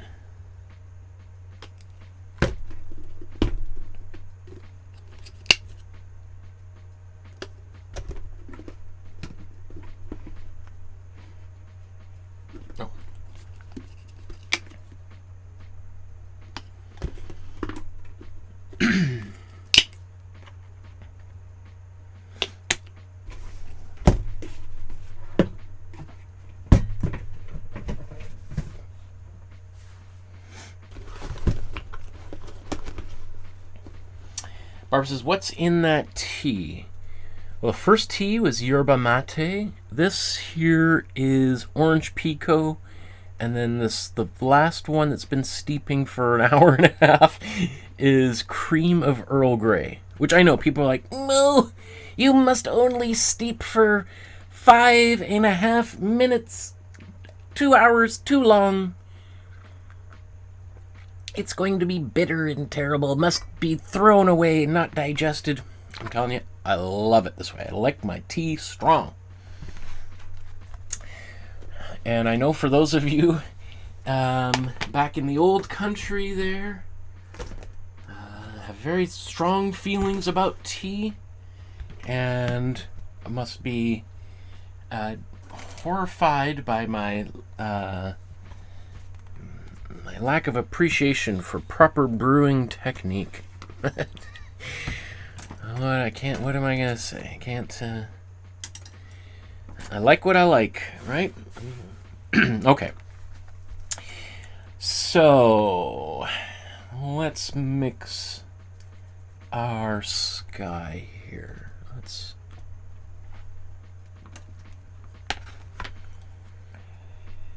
So let's take a big scoop of white. And then into this color, I'm going to take a little bit of blue. I mean, talk about a little bit, right? I don't want much.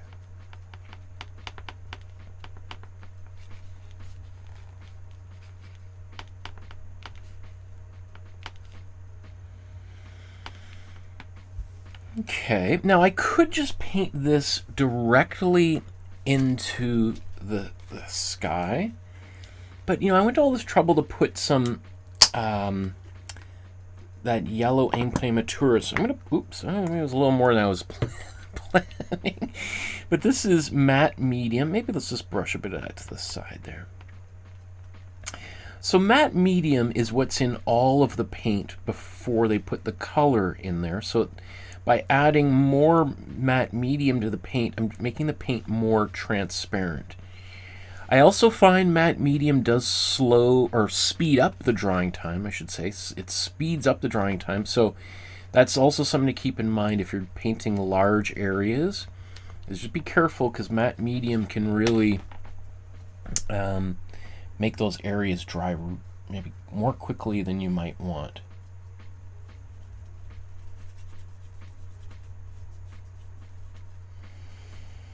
So I'm just going to quickly brush this. You know, so I was earlier on, after I painted this yellow Imprimatura, you may recall I was kind of contemplating maybe doing this whole thing over the entire painting itself. And then I decided, no, you know what, I'm just going to keep, I'll just kind of do what I'm doing right now. So the couple of things that are happening is the fact that this is a little bit more transparent means that, first of all, I can see some of my pencil lines coming through, but also some of that yellow comes through. I don't know how visible that is. I've got the hiccups a little bit here. I don't know how visible all that is on camera. But it is also a way of kind of getting a little bit of that yellow to kind of mix inside my brain with the slightly bluish white there. Okay. And you know what? While I'm doing that, I think I'm going to carry this through into the water too.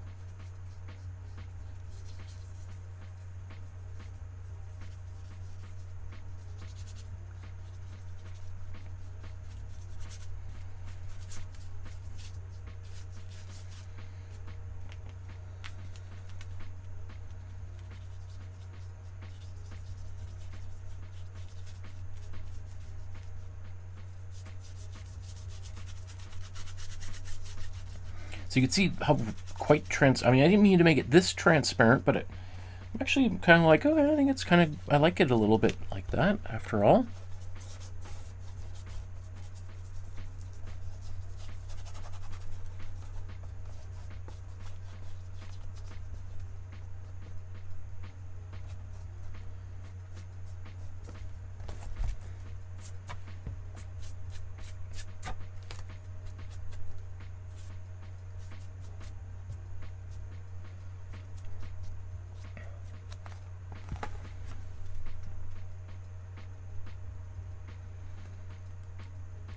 Okay.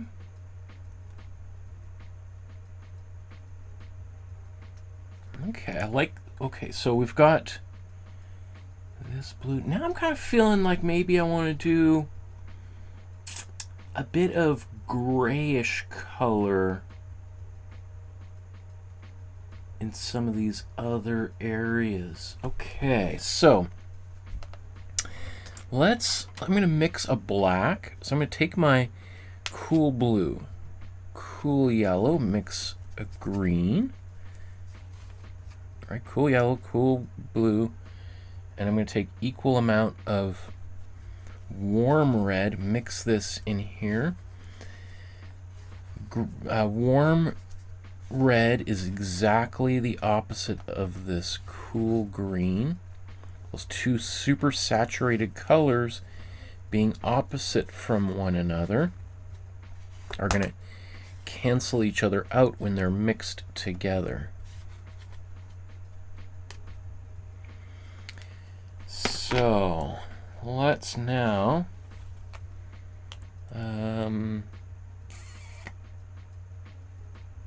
let's take some of this white.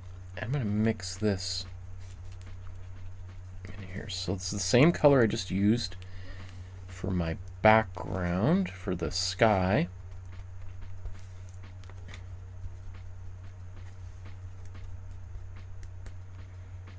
Going to add a little bit more of this matte medium to make this color a bit more transparent, because I'm a little bit worried that when I paint this here I might lose a lot of my pencil lines, which I am, right? I'm losing a lot of that detail.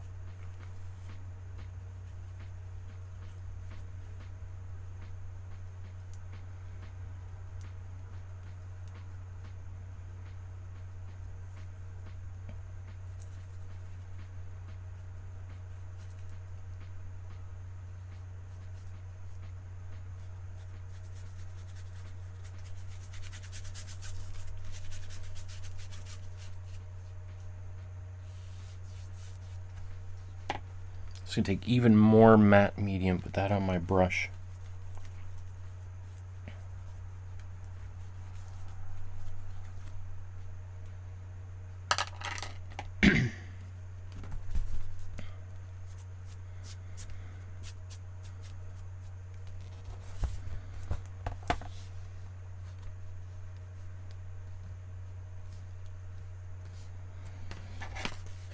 Once again, I'm going to take more of that.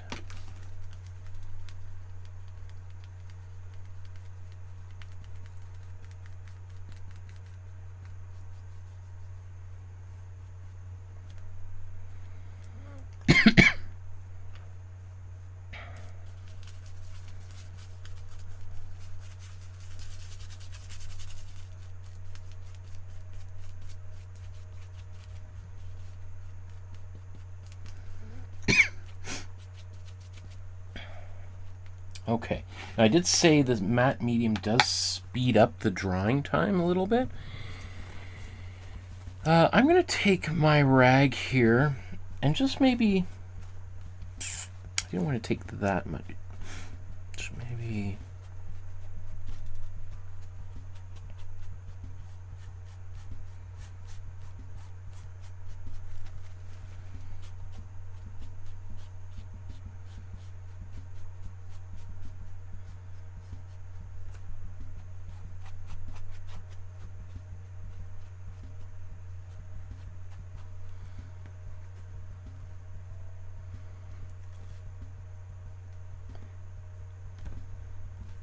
okay.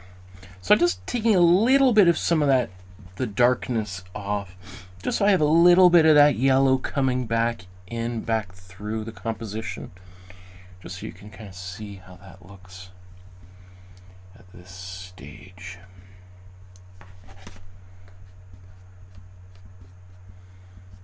Okay, I'm just going to clean my brushes off now.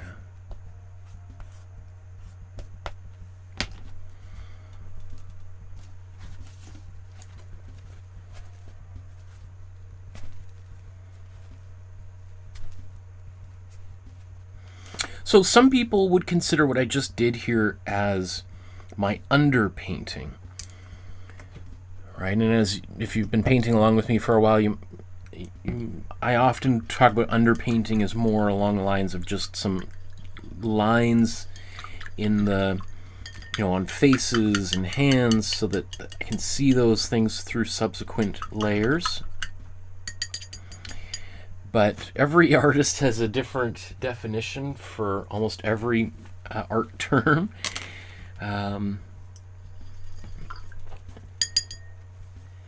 So, it is possible that Othon Friesz might have even begun his painting like this. He might have done a very brief, quick sketch, and then just started to go in and block in these dark shapes, or light shapes, both in this painting.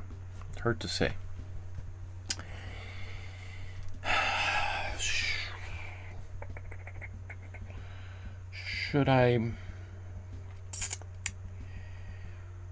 Should I move to the next step? Okay, yeah, let's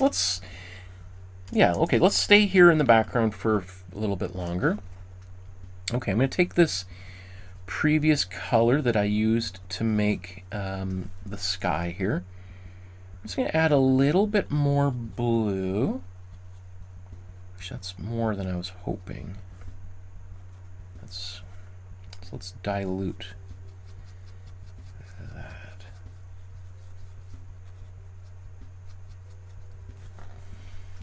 And, oops, got a little hair in there.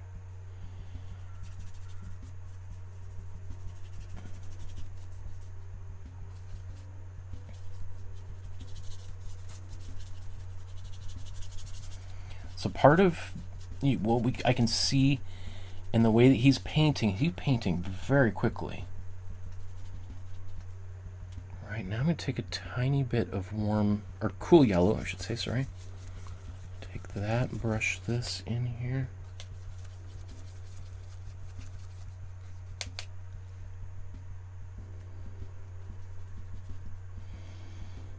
Getting a little bit of that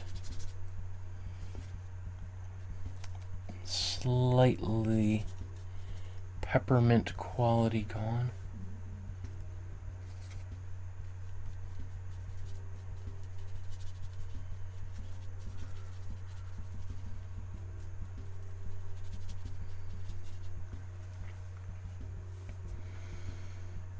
Okay. I'm liking that. Now I want to go for a little bit more of a purple kind of quality.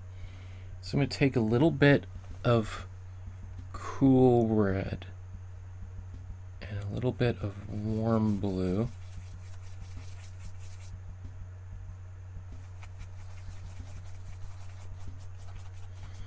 In fact, I probably should have taken, you know what? Let's remix this. I'm going to put some cool blue, cool red. That's going to give me just a bit of almost a bit more of a grayish purple.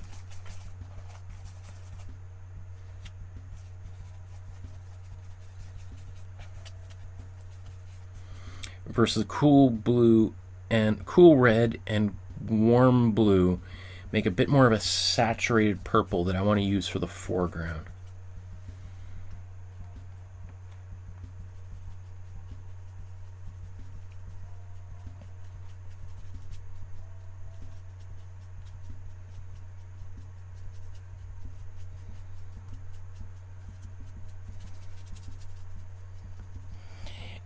Now with oil paints, this stuff, this what I'm doing here in the sky, I mean, that can take, a week or a month to dry. With acrylic paint, it's already, I mean, as I'm painting it, it's drying. Like that top area is almost totally dry already. Okay, I'm just gonna add a little bit more solid purple in here, and actually a touch of gray in there too.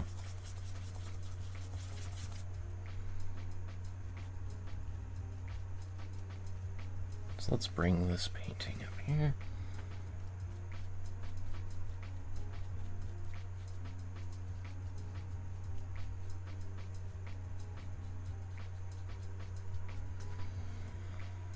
Okay, let's bring a little bit more cool blue. Now I think that's warm blue, but I'm just going to stick with my cool blue for right now.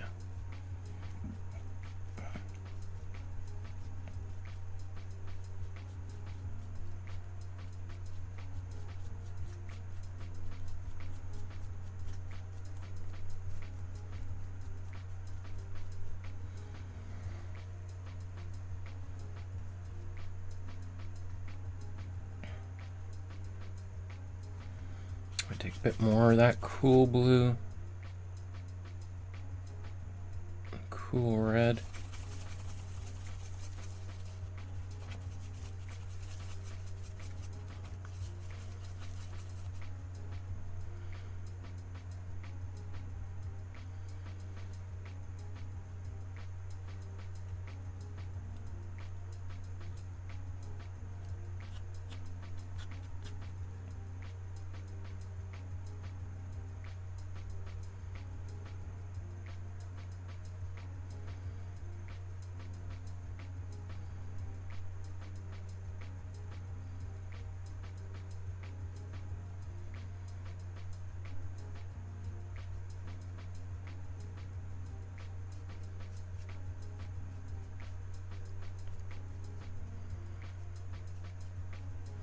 Now, I might want to make those colors more saturated as I go, but that's pretty good for right now.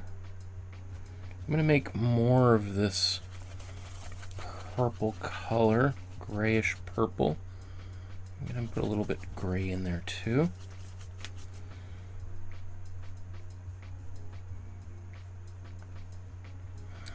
Now it's interesting because, at the moment, I look at mine in person, I'm like, whoa, it's a little intense. Those colors are so contrasting. Then I look at his, I'm like, whoa, I actually am not going far enough. So, that's often what happens. But I'm going to stick with this for a little while here. Just get some of this paint on the canvas.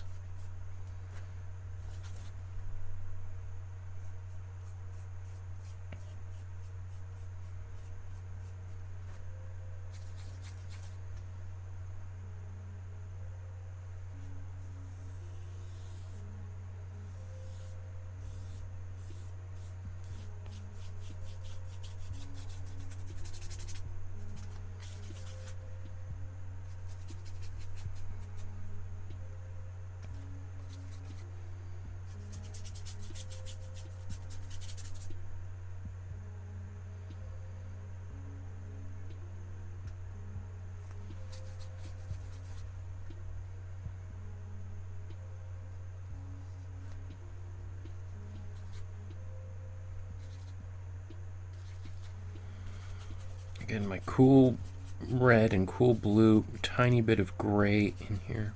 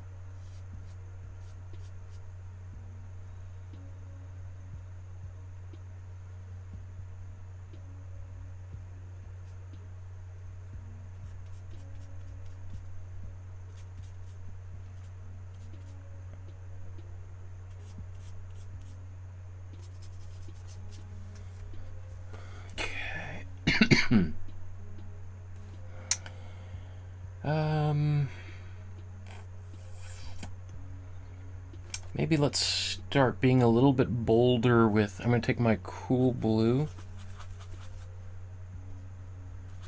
Still going to keep plenty of gray in here.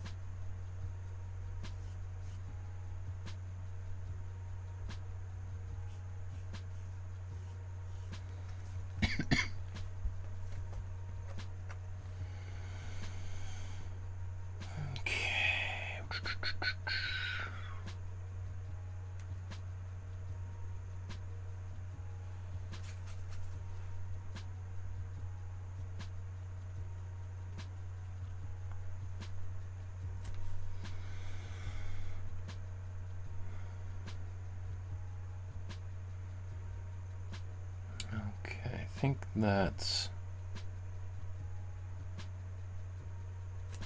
probably good for this stage here.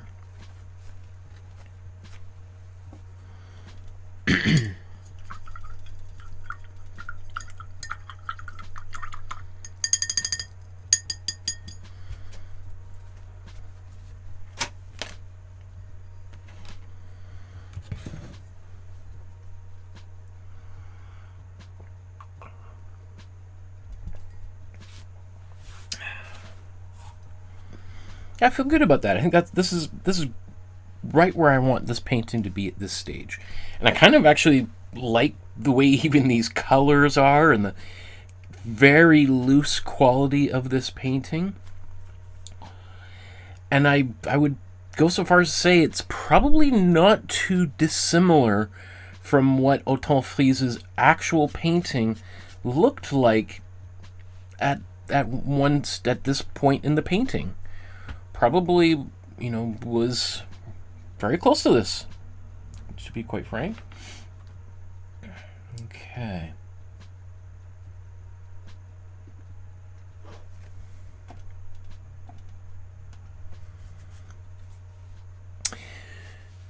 So now that I've got the background, and really I've even worked a little bit in the foreground as well. I've covered up most of my Imprimatura.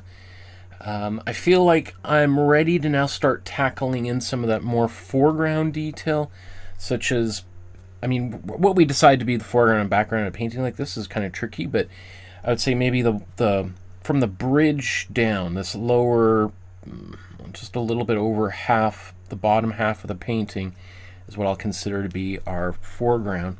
So it's kind of like the water and these boats and the walkway or street here on the bottom left triangle. So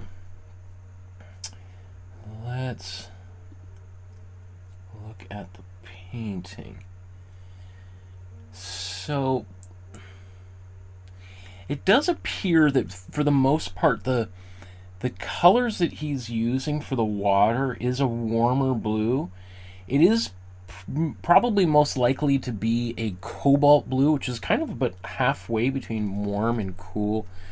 It's about as close to like a so-called primary color as you can get. So bearing that in mind, let's maybe start with some cool, let's start with some cool blue and a little bit of white. I kind of want to build up to the fully saturated colors here. In fact, that's maybe too much, too quick.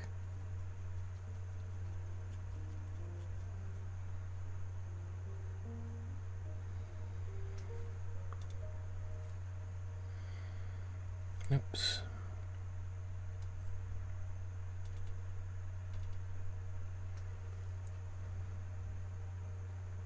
I guess I'll put a little bit of warm blue already in here. There we go.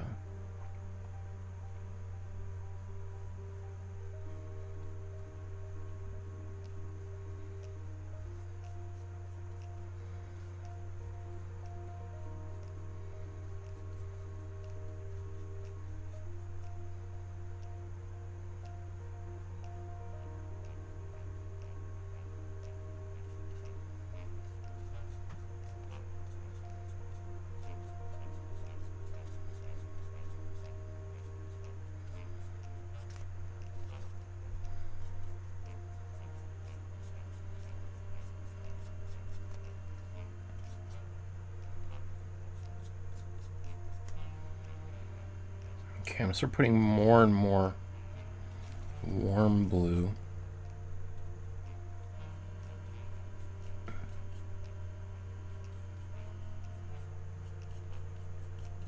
As we go forward.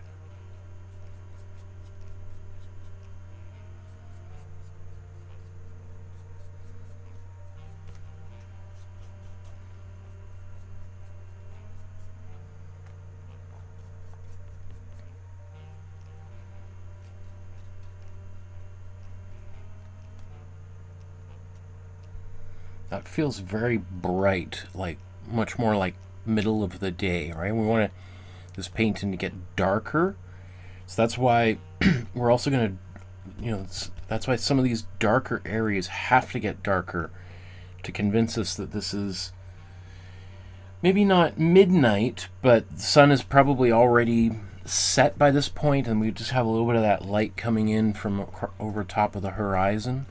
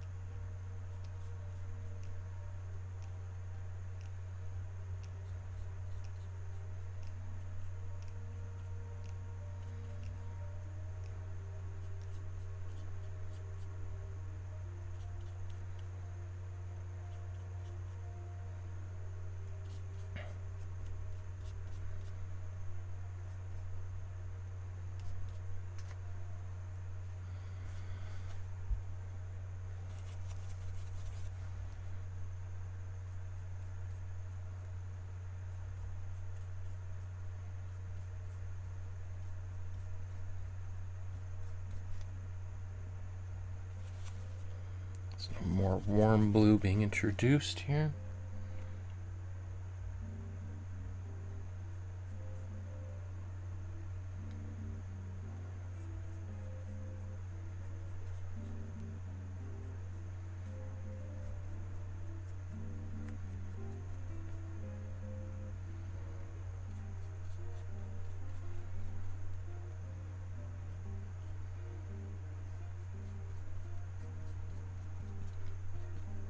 So at the moment I'm just mostly focused on kind of filling up, maybe 90% of the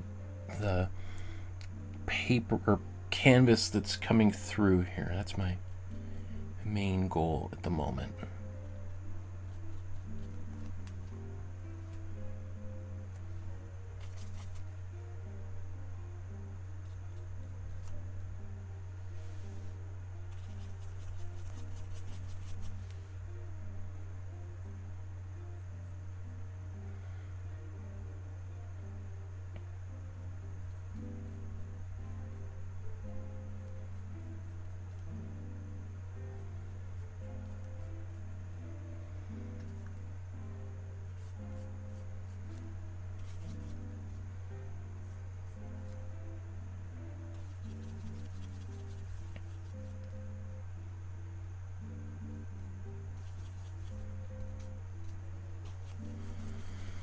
Taking my warm blue now and some gray.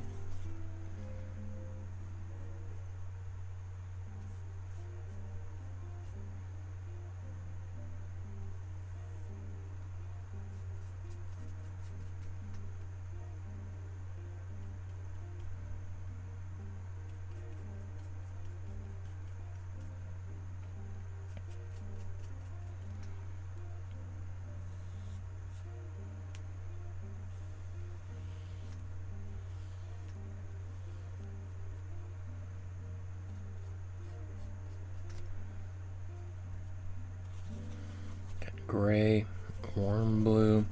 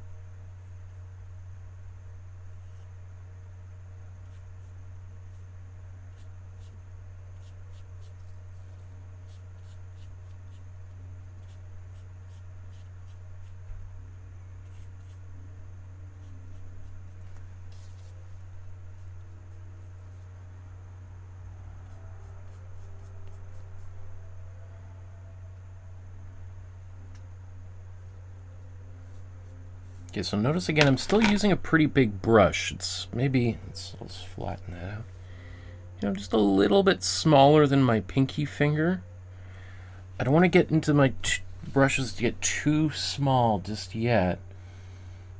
I'm going to try to get, because otherwise this painting will slow down instantly and will take me much, much longer to do.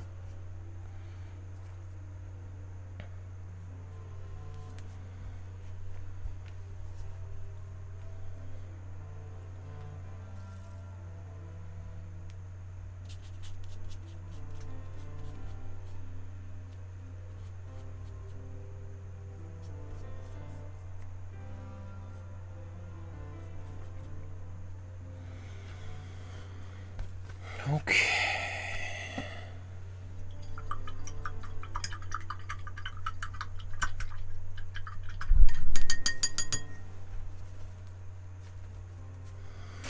So an important thing that now I'm feeling like everything's starting to kind of come together, to coalesce. I'm starting to now, at this point, I think I'm ready to start putting in colors, quote, the right colors. So far, I've just been being pretty wild, right? I'm painting with a big brush that prevents me from getting much detail. I'm doing very expressive brush strokes. But I think starting from this stage here, did I get paint on my face? Starting from this point here, I'm going to probably start to use smaller brushes, and I might even slow down a little bit here.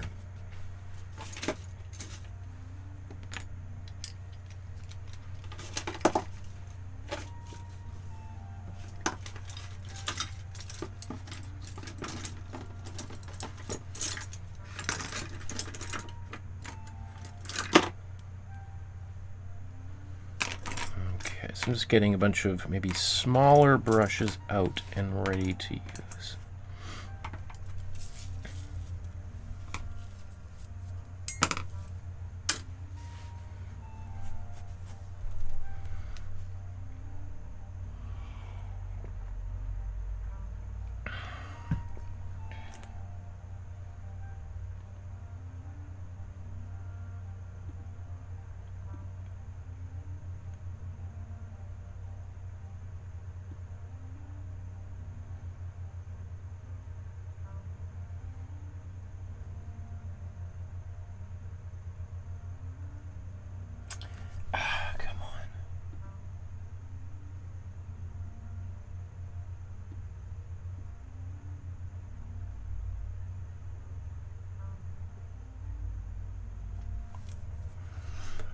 Okay. I'm just debating, do I want to go even darker in the foreground before I go back to the background?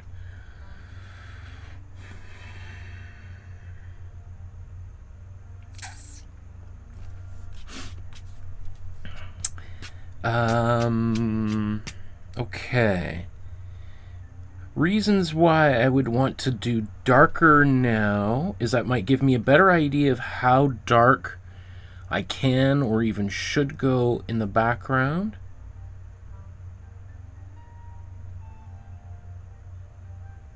Yeah, I think I need to, I need to get push the contrast even even more.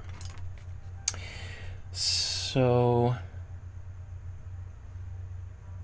yeah, okay, let's take our cool blue. I'm gonna mix this right over here. We're gonna make a pretty big mixture of black.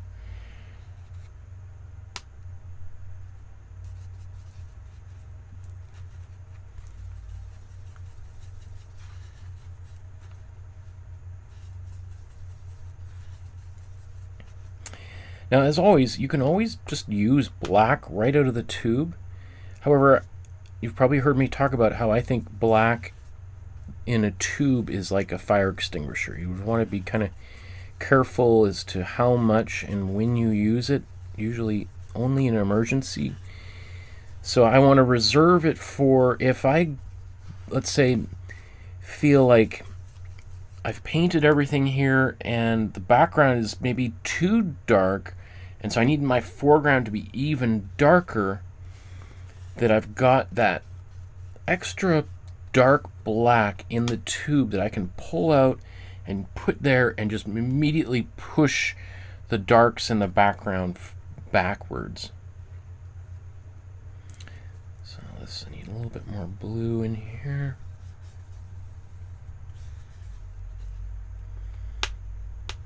I also like mixing my own black because I like that there's some nuance. Like this is, you know, I'm probably sure this is pretty close to a solid black. I mean, it's not going to be perfectly black because all of these colors have a little bit of white in them from the manufacturer, and that means obviously if there's a little bit of white in there, it's going to be a little bit gray. It won't go solid black. But I also like that even if I didn't mix this color perfectly, that now my black has a bit of nuance. There's a bit of green or purpley qualities to it, and that's something I really, really like. I like having that. Now, I might, even though I want to go much darker here, again, I'm just going to hedge my bet a little bit and maybe not go quite that far just yet. When I was in art school, I had teachers who would say you should start the painting with your lightest and darkest colors, delineate the boundaries from the lightest to the darkest, and then work your way to the middle. I get that. I've always been more like starting in the middle and then push my way out to the boundaries. I can totally understand why teachers told me that, because often people, if they start in the middle, they only kind of go, I don't want to go too dark or too light. Oh, it's scary pushing those boundaries. So then they end up having a painting where there's not enough contrast, and contrast is what makes paintings pop. Without enough contrast, paintings just feel kind of murky. You want to get to those extremes. So the teachers I had were always like, you know, Michael, you're not going far enough. You need to push those contrasts to really give dimension to your painting. And I understand now why they said that. But I guess with the experience that I have, I feel like I know how to, I can get those, but I want to preserve that for me for the later stages of a painting. Okay, I'm actually going to lighten this up here because I can't really see what's happening in these darker areas. So I'm just going to brighten that up. Okay, so that's a bit more of a brown, but that's okay.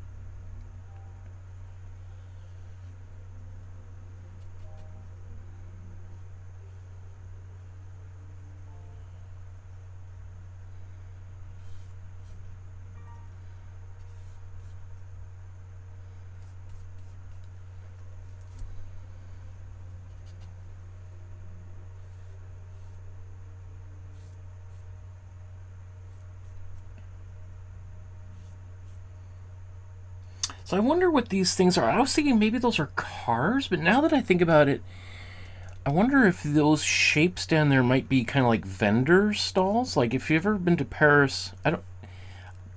Sometimes you see kind of like these kind of like makeshift used bookstores set up right along the river. People are selling almost like a garage sale. I'm assuming people must have to get some kind of a permit to do that. Obviously today this is a road, but 100 years ago, before there were cars, there might be horse carriages there, but it's more likely that this is more pedestrian area here. Hi, Ari. Nice to see you there in the chat. Ah, thank you. Okay, so maybe let's go back to the darker version there. I'm going to take my warm blue, get some of this dark color that I've just been using, and maybe just bring some of that on top.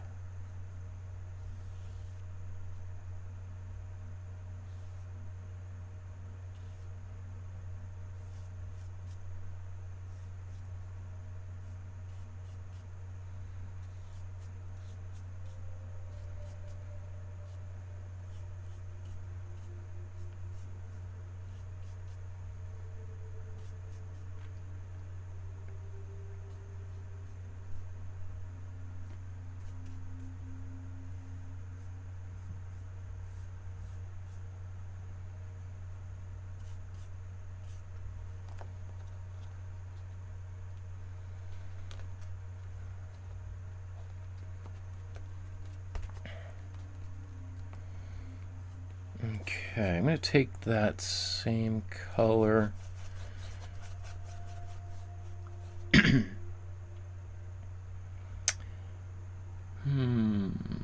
What color is that?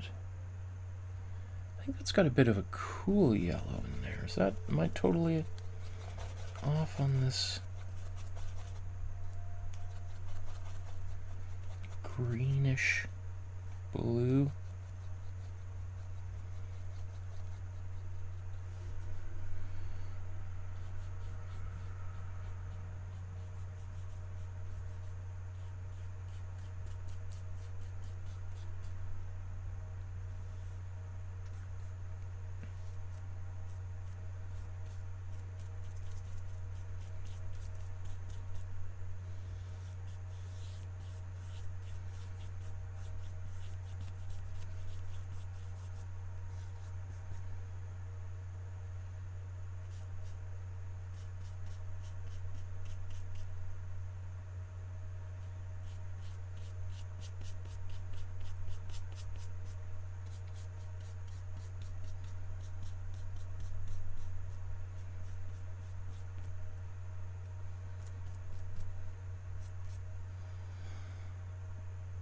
Okay, that's starting to feel good because it's kind of getting nice and dark.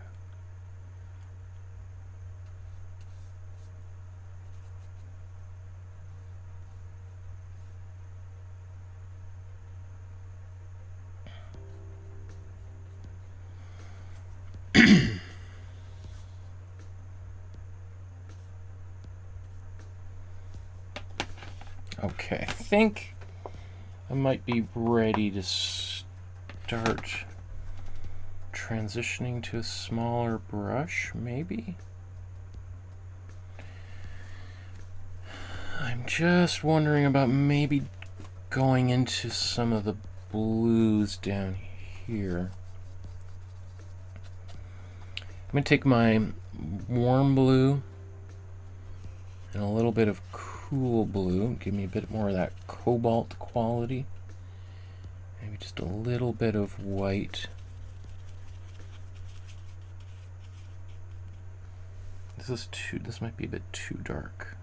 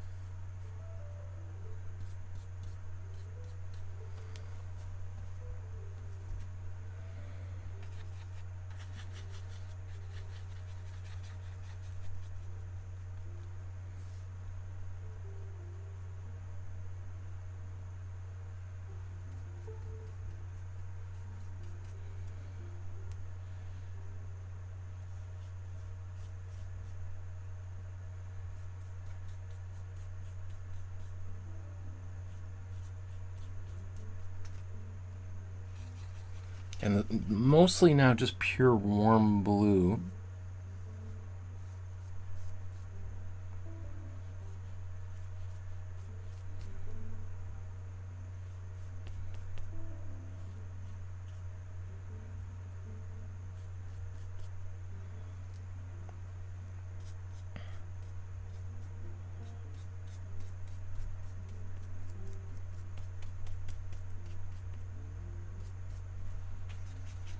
My brush is a bit dirty, so some of those other colors are, those darker colors are coming off the brush, but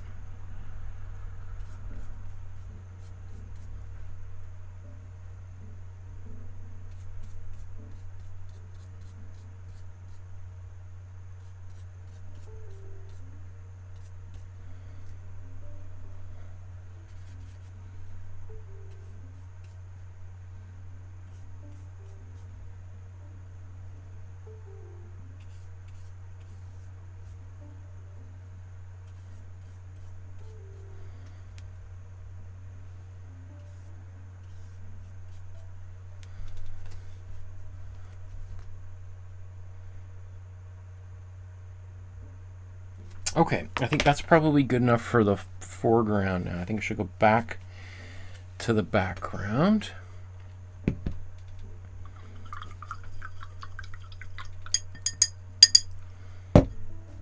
Actually, you know what? I keep meaning to just put a little bit of paint under there.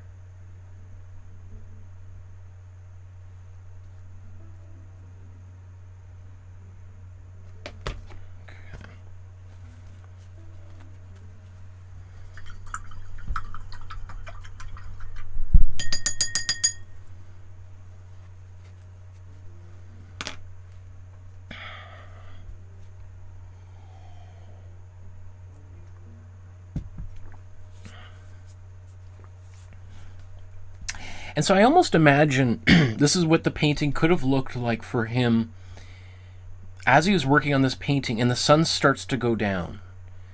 That he was maybe painting it let's say at 4 o'clock in the afternoon.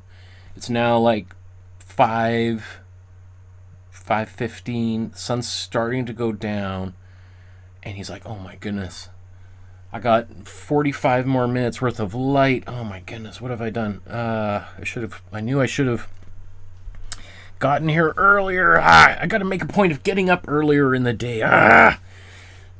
And so he probably feels a certain amount of urgency to bring this painting to completion before he's out of time.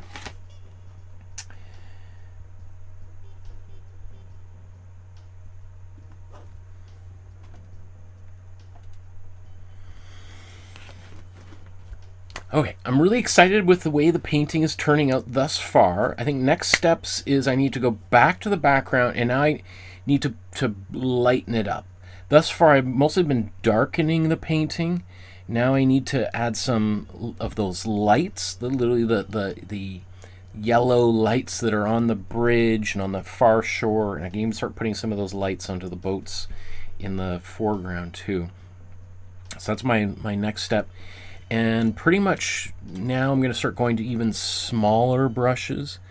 So the last brush I was using was almost the width of my pinky finger here.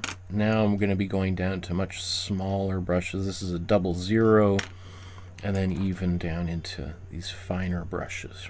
All right, because I think I've got all the big shapes in.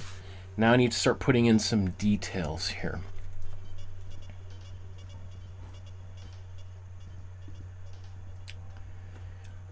Okay. So what do we got? We got lots of those little lights. So well, there is some warm yellow back there, but a lot of that is cool. So maybe let's start out with some white and cool yellow. I'm just adding white in there to help the yellow overpower any darker colors underneath. If I just start painting the cool yellow right over top of all those dark colors back there, it's just going to disappear, and I'll have to do like 10 layers of yellow to see it. So in fact, let's zoom in.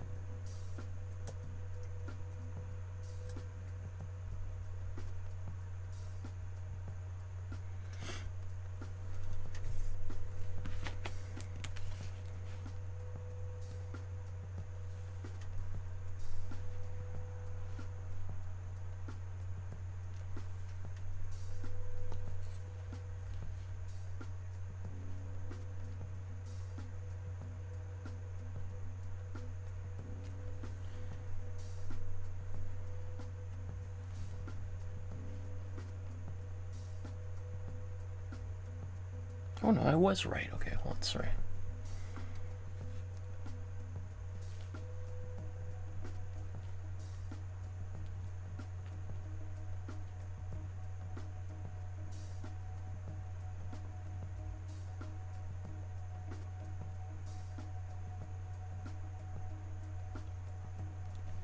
Okay.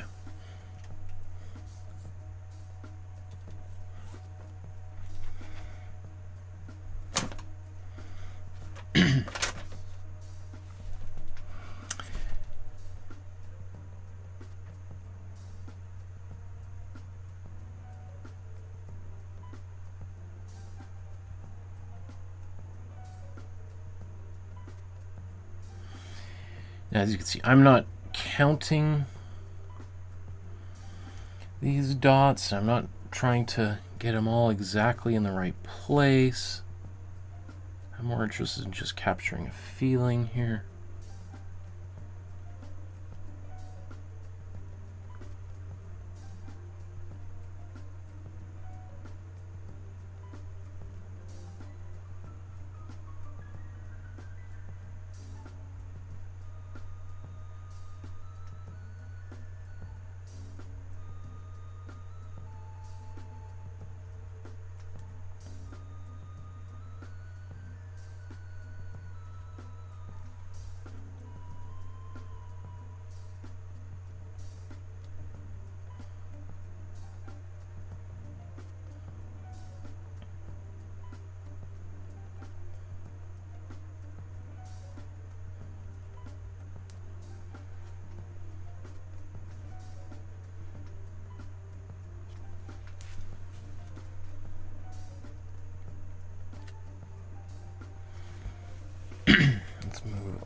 over here.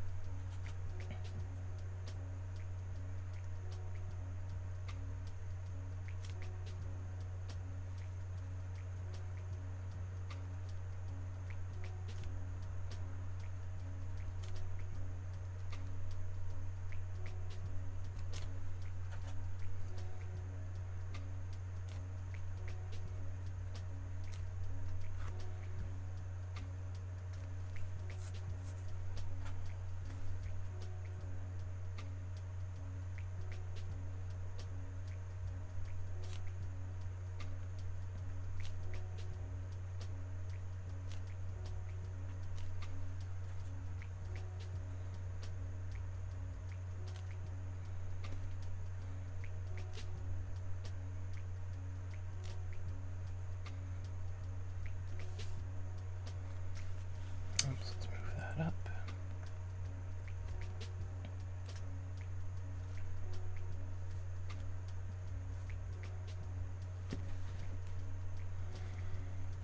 Let's go all the way to the bottom down there.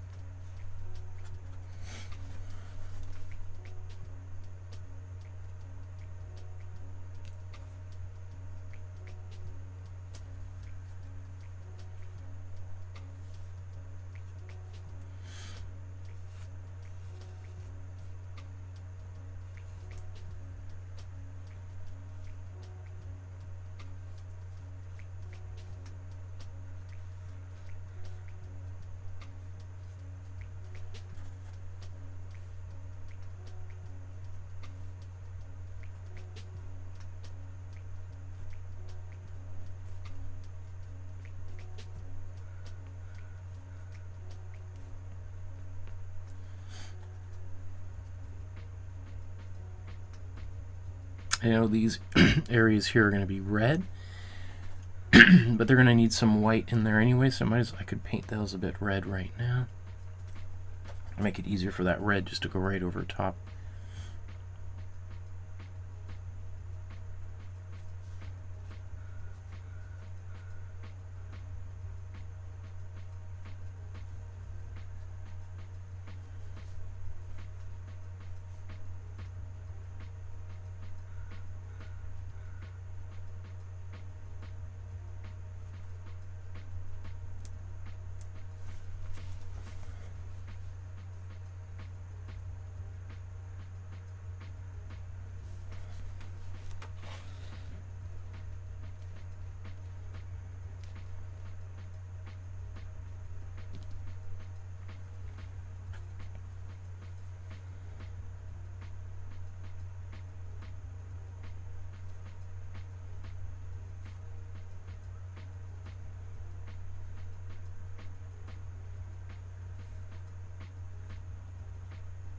Same thing, I know these are red, but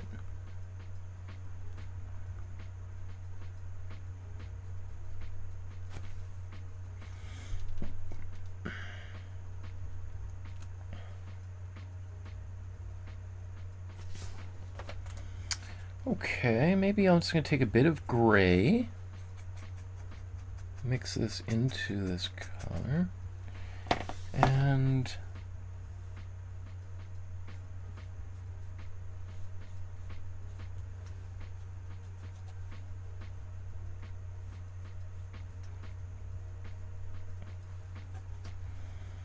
bit much.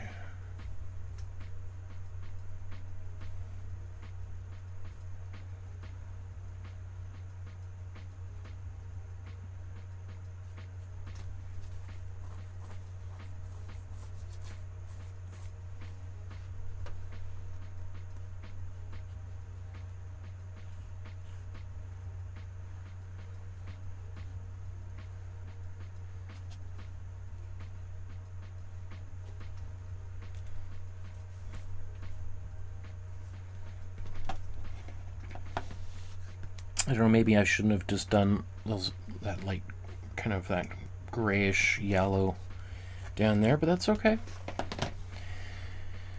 Now, let's clean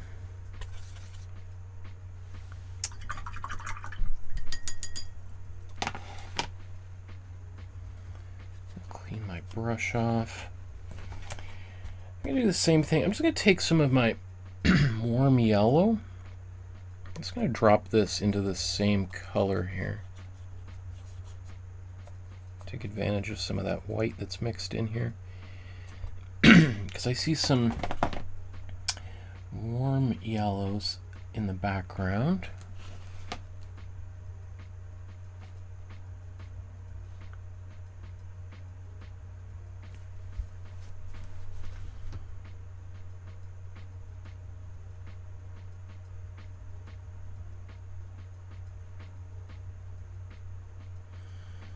So you can see this warm yellow is a little bit more transparent because there's less white in there, even though I did mix it into this white, the yellowish white that I had there before, but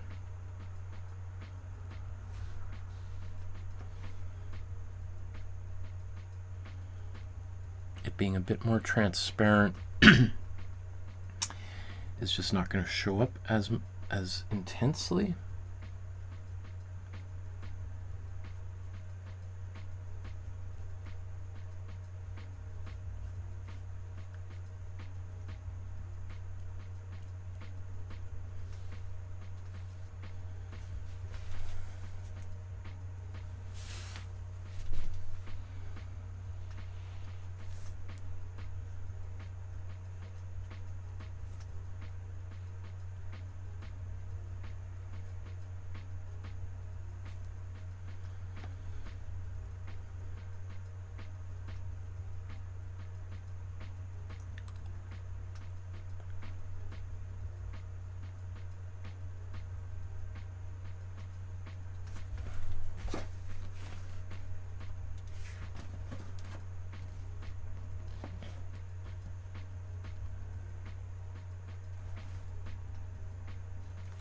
Let's go all the way up.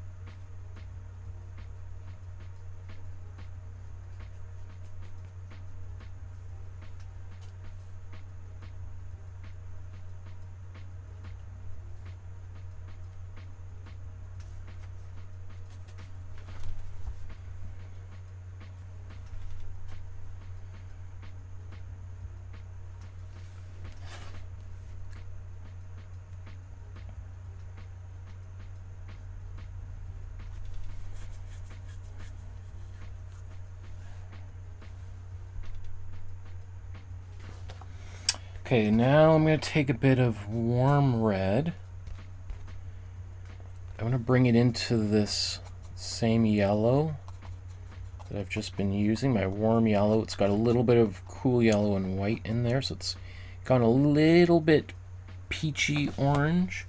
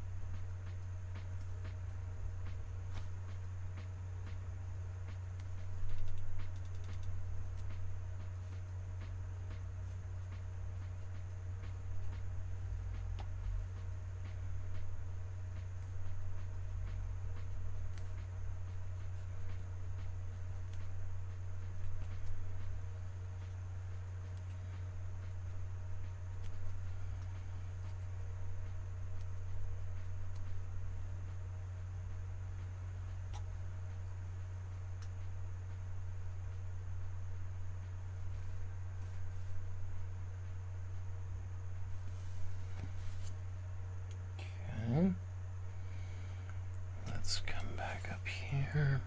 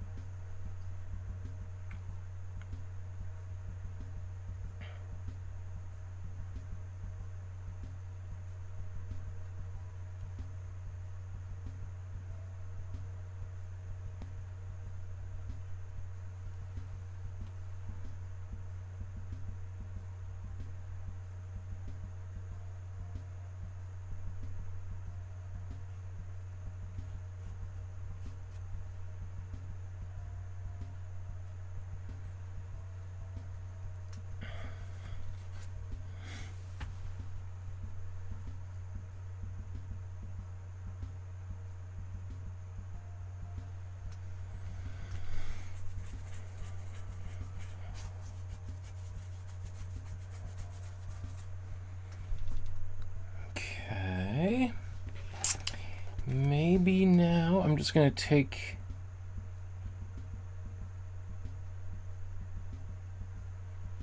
Let's go back down to the foreground.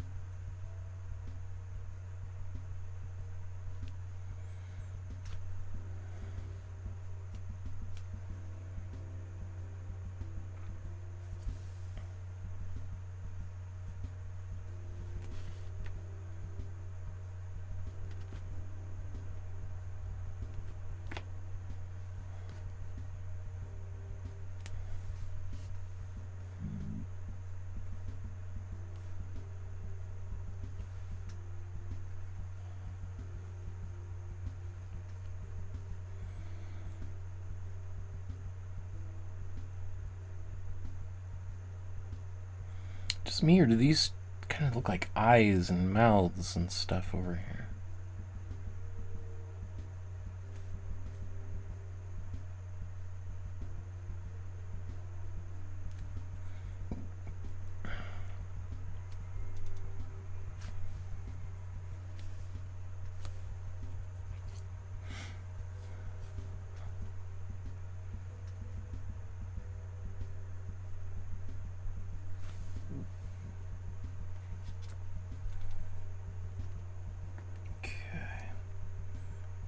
I don't really see much cool red here.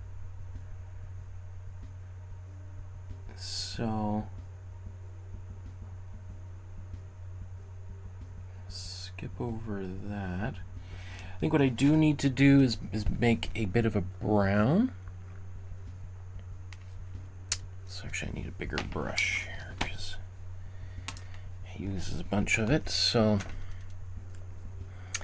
to make a brown, I'm going to take my warm red, warm yellow. It's going to give me this orange color. And then the more warm blue I put into this mixture, the darker that brown's going to go.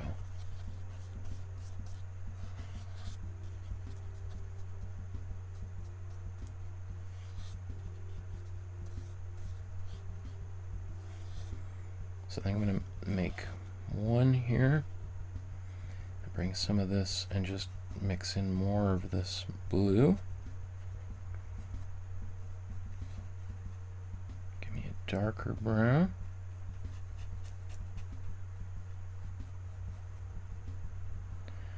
And then I'm just going to take warm blue, warm red, and make a really dark brown.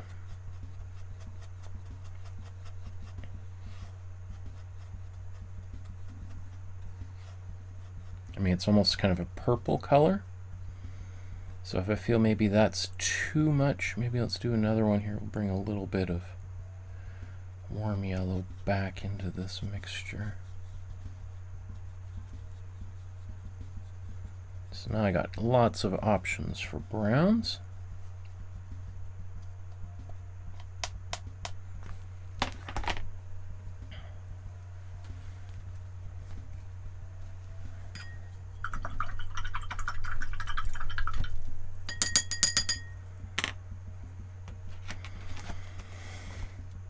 Okay.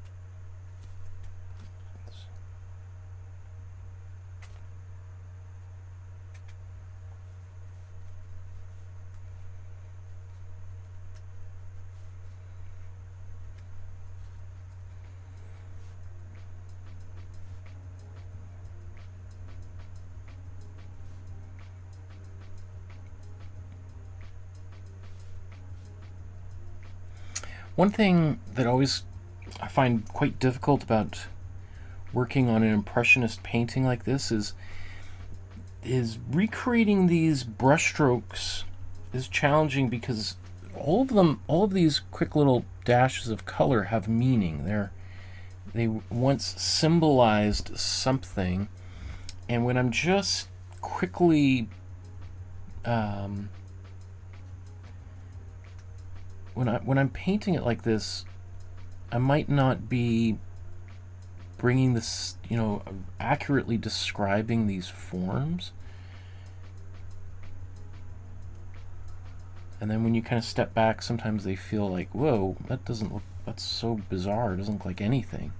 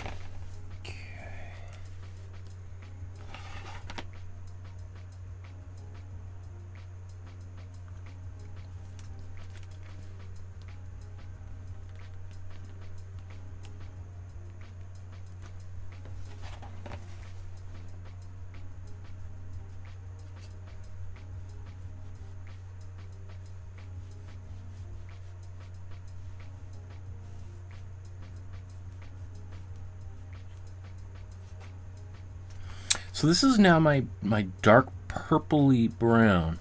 You can see, even though I'm putting it down here, it looks very brown compared to all that blue. So while previously, you know, on my palette, it's like, oh, this looks just like a purple. Well, yeah, it looks purple compared to those browns, but when you put it on top of other areas that are very blue, well, it seems very brown all of a sudden. Let's see if I can brighten that back up here.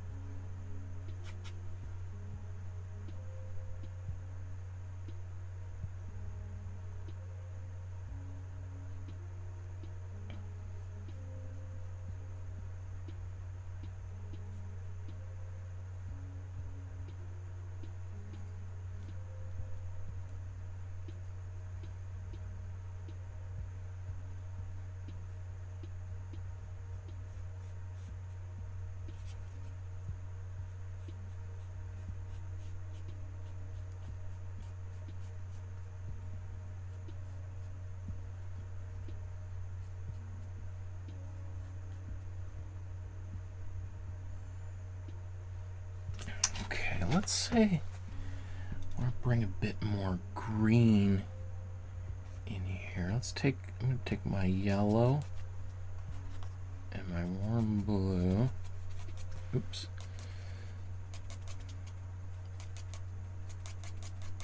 And maybe a bit of this brown. So there's a little bit of red back in here. So it's kind of a greenish brown.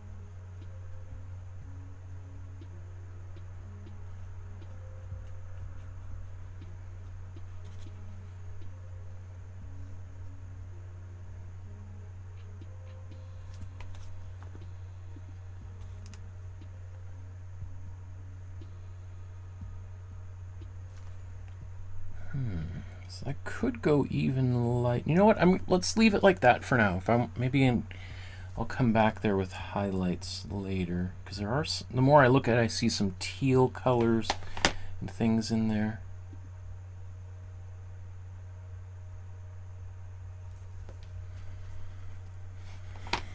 Okay, do we need brown further up into the top of this painting?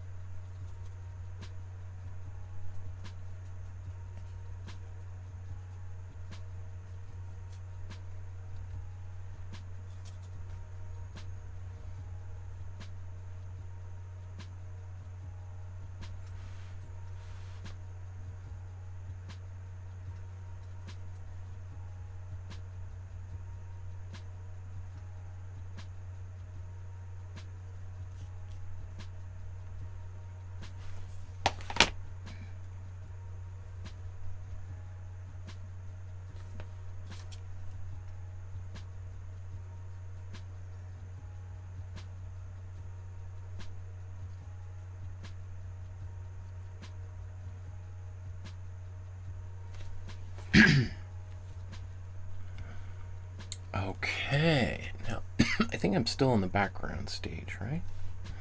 We haven't looked at this painting for a little while. All the way zoomed out.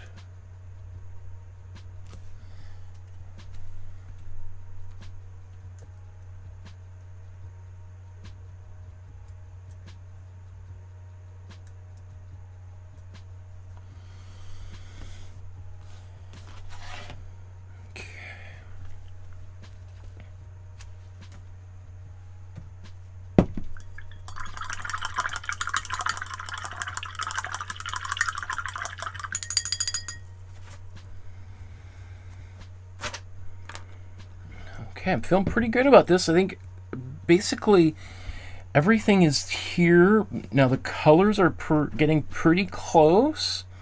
So it's more just now a matter of little details here and things, I think. So, yeah, let's go to the foreground.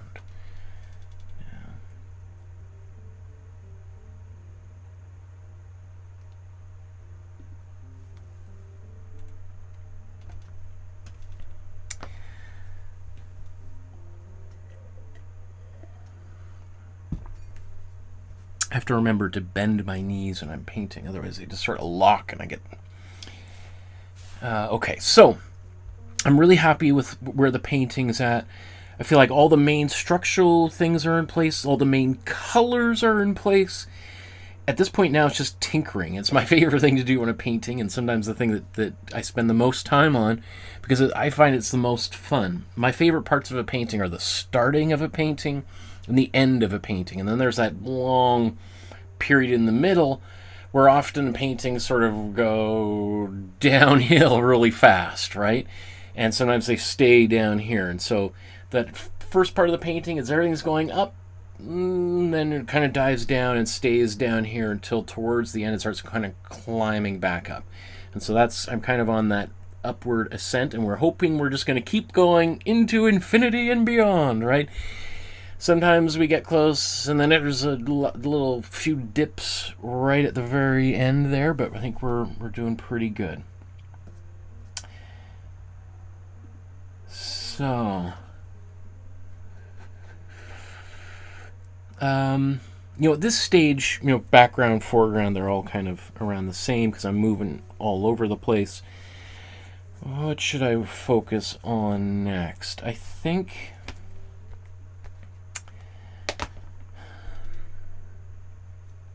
I'm going to bring back some of that cool yellow and bring that saturation into a few places.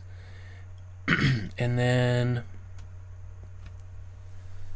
make sure that's in focus. Okay, so I'm taking my cool yellow. I'm going to paint it on top of some, but not all of this,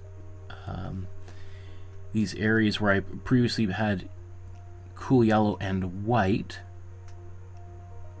because it's going to make this color now much brighter. All right, but I also want some of those areas that have a little bit of white in there to still be there, just not quite as saturated. Right, just gives it that sense of depth, and we've got a few different kinds of yellow here.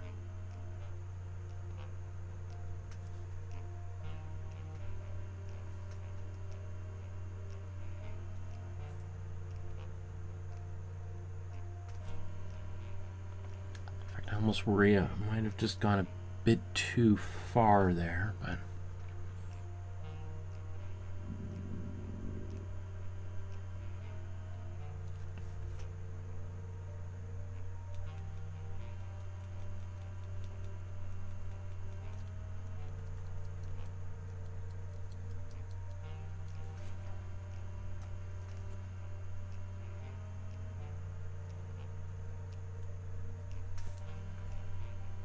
I think I'm going a little bit overboard in a few places here.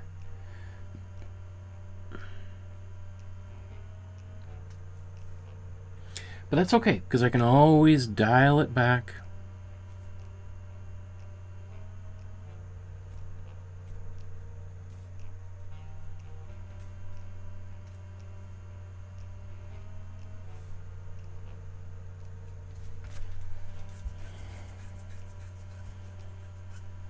In fact, maybe let's do a bit of that right now. So I'm going to take some of my white. I'm just going to dive right in here with my brush. It's still got yellow on it.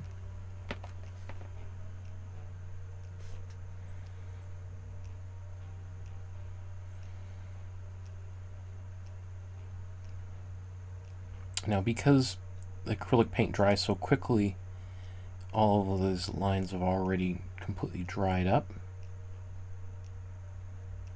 So I'm just kind of brushing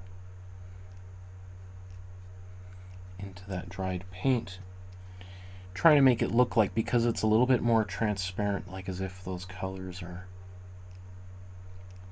actually blending when they're not.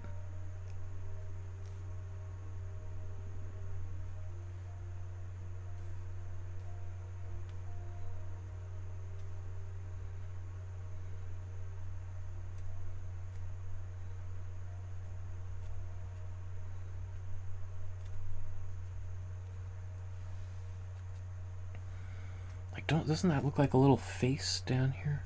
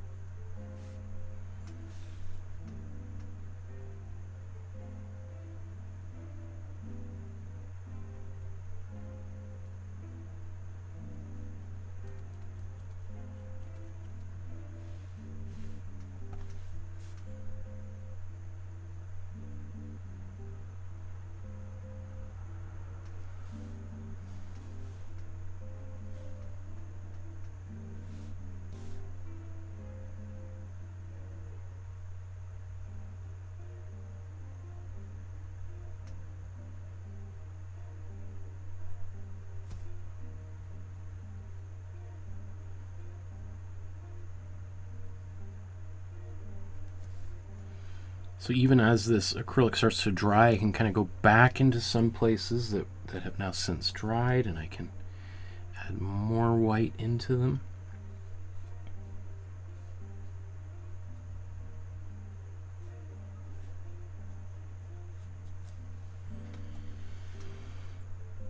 I remember watching a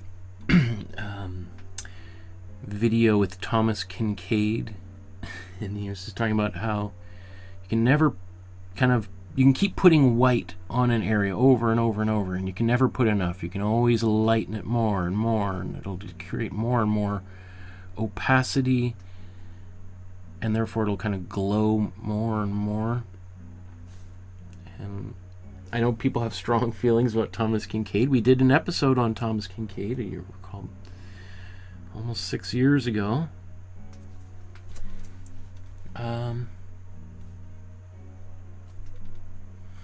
And I think there's a lot to learn from artists that you might not like.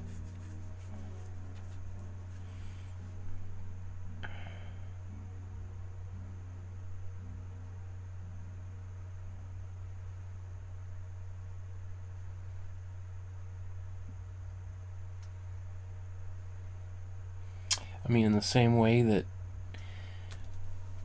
you know, Othon Friesz, you know, certainly didn't do the kind of art his teacher did, but he also certainly had a certain amount of respect and appreciation for his teacher's work. Is this not on camera?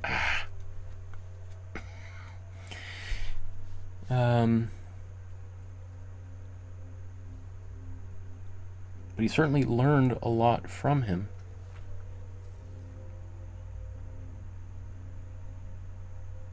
Okay, I think there's more of that I can put in here, but maybe I'm going to go the opposite way. I need more blue and both warm and cool.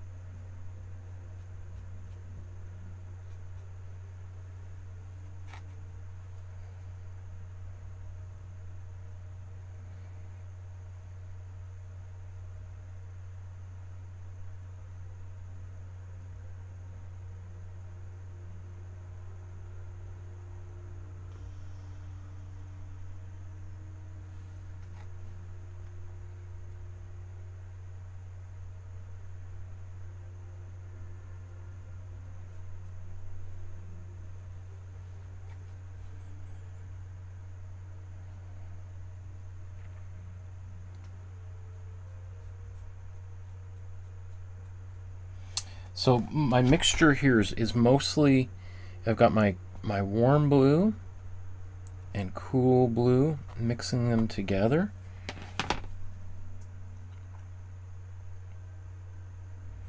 Progressively adding more and more warm blue into this mixture.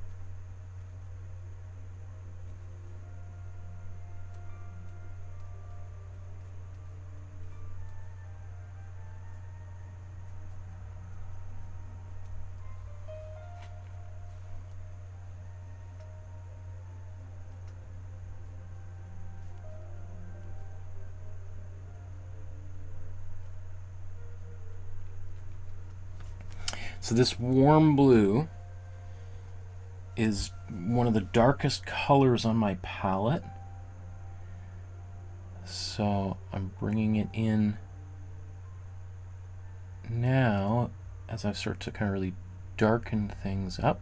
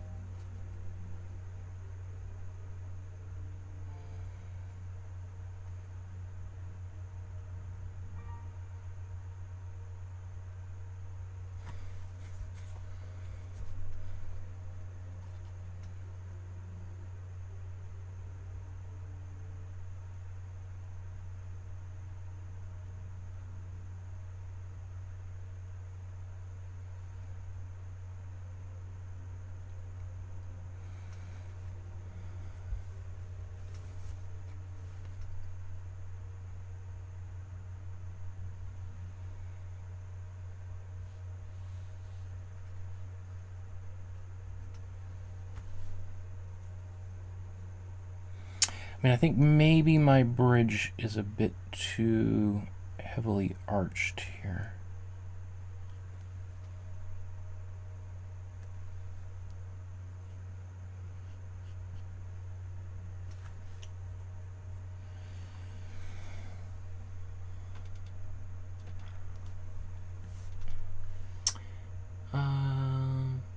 Barbara says, I'm definitely going to try this one. It looks more advanced than novice level. I'm going to be fiddling with this for weeks.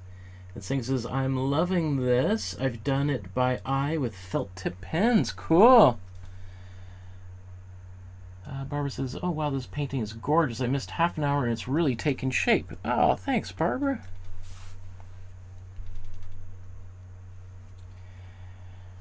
Okay. I think well, there's still some details I want to put in here, so maybe this is a time to go to my, or maybe, yeah, let's go to finishing touches here.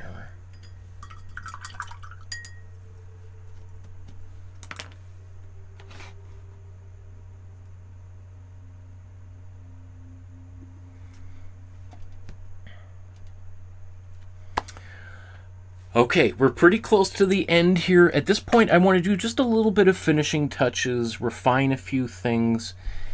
I probably just darken a little bit more, go right into my solid black. I don't know if I'm going to use actual black out of the tube, because I think I've got my black is pretty dark enough. But just sharpen a few details. I'm almost wondering about by the Eiffel Tower, if I want to do something more back there. So let's look at the original, and we'll just look at them side by side for a moment, just to think about what can be done. Yeah, definitely there's some black that needs to show up right down here. You know, that Eiffel Tower, you can see how in his it's much more ambiguous. So do I want to bring some of that up there?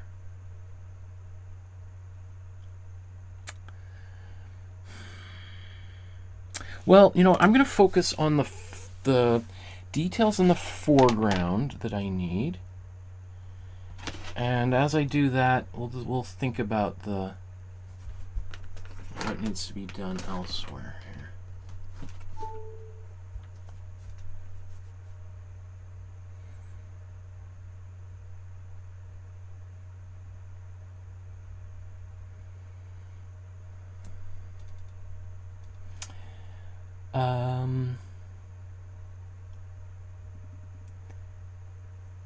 Barbara says, Michael, was Othon Friesz a successful painter during his lifetime? It's hard to find much info on him as a Fauvist. Yes, he was very successful. I mean, he was awarded the French Legion of Honor, which is the highest award a civilian can get. He was a very well-known painting teacher from the 1920s until really for the last 30 years of his life. But you're right. Yes, his period as a Fauvist painter only lasts during the Fauvist period, which is really 1905 to 1912, at which point Cubism kind of takes over.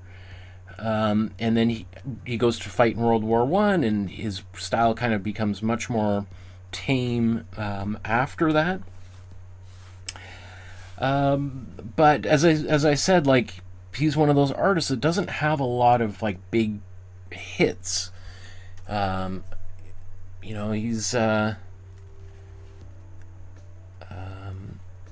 yeah, I would say today he's certainly nowhere near as well known as he was decades ago, which is one of those I find just interesting things about art history, how some artists that are super famous at one point of time are totally forgotten or become super obscure as time goes on, and then some artists that were completely unknown become super famous today, right? I was talking about Gabriele Munter, during her lifetime, pretty important, but being a female artist, she was basically written out of art history until I resurrected her career. No, until over the past, maybe 4 or 5 years, she's really kind of come back into the fore.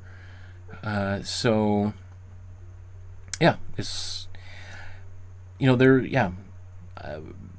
I don't know, though, if Othon Friesz is the kind of artist we can expect a major reappraisal of his work anytime soon. That would be one difference, though, is, again, it's not like he's got all these hits that are just waiting to be uncovered and brought back into the limelight, which is a bit of a shame. But I think, you never know. Sometimes history is a strange thing, so.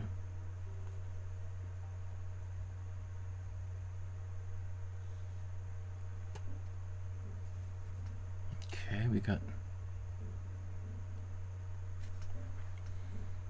put a bit of warm blue into my black here just to darken it and also give it just a little bit of personality.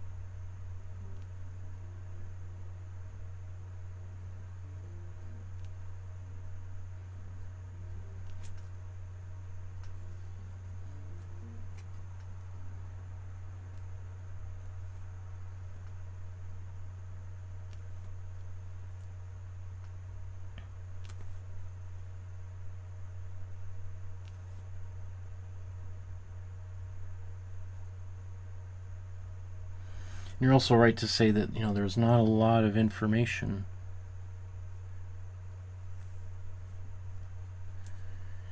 Particularly these episodes, there's sometimes where it's just like I'm overwhelmed with data, and it's like, I don't even know. It's like somebody's like, where do you even start talking about some of these people?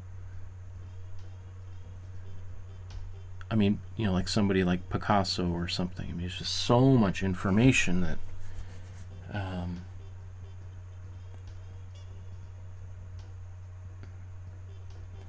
And then there's others that I'm using, like Google Translate or something to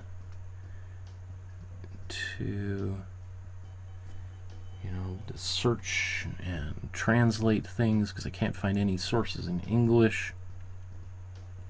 That was like when I was originally doing those Gabriele Munter episodes. That was one of those things. It's just like barely anything in English. So that's why it's so encouraging to see her being her exhibition at the Guggenheim.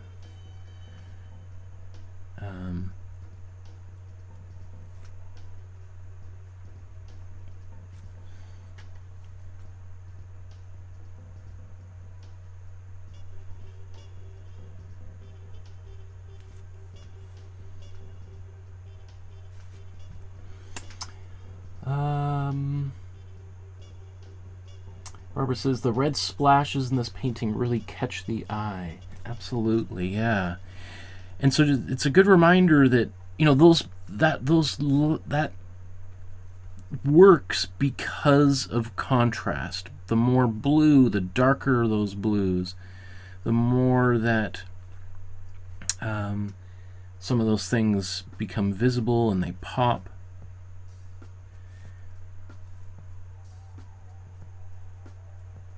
And without them,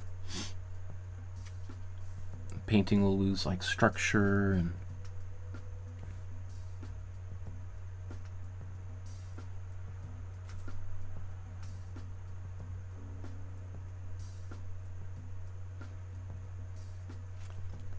oops, that's not on camera.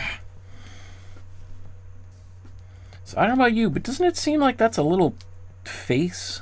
So I think he's delineated that too. So I'm maybe over articulating it. I don't know.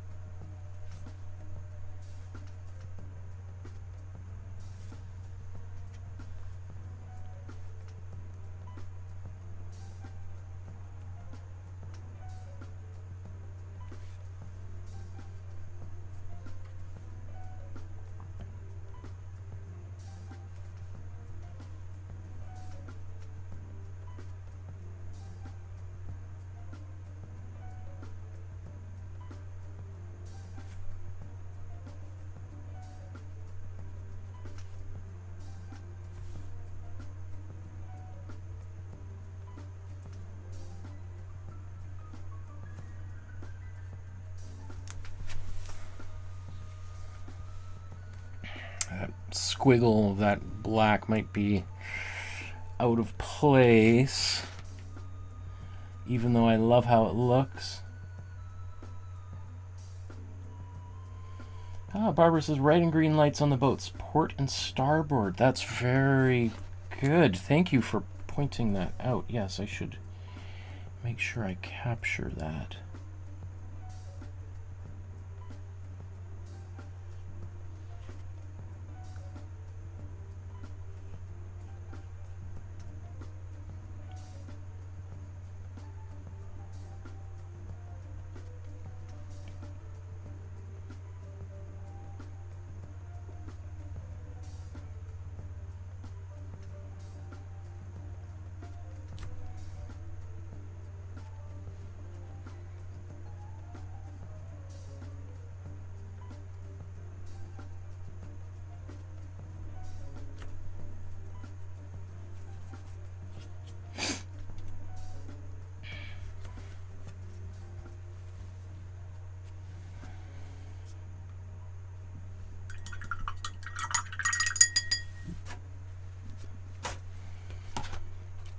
Okay, so we're going to take our cool yellow, cool blue, give it bright green. But I need some white, otherwise it's just not going to show up very well, at least for the first.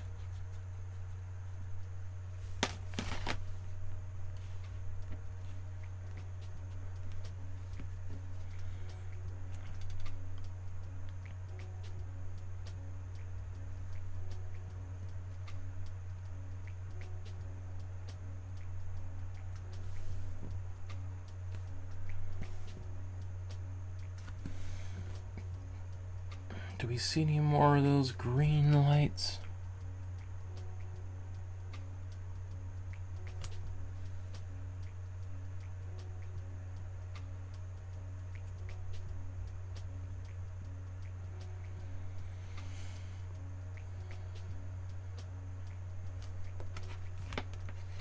might be all of them. Okay.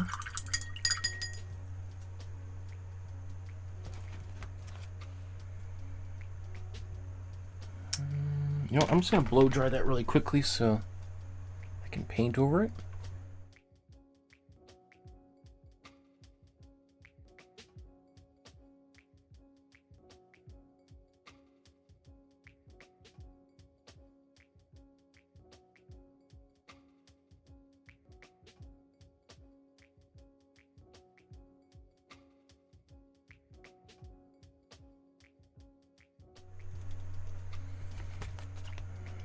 Okay, it's going to take my, maybe I need a bit more yellow in there.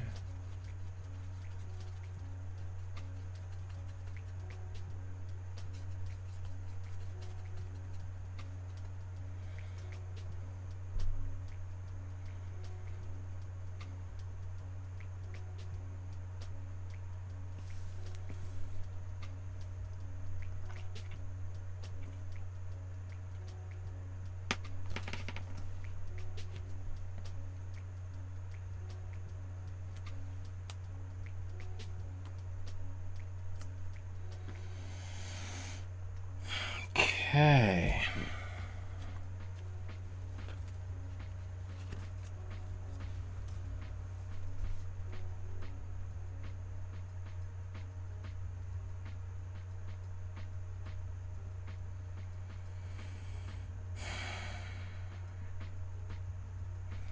So I'm liking the painting. I'm just now kind of looking back up at my sky here. The Eiffel Tower and just trying to decide, do I want to obscure it a little bit more?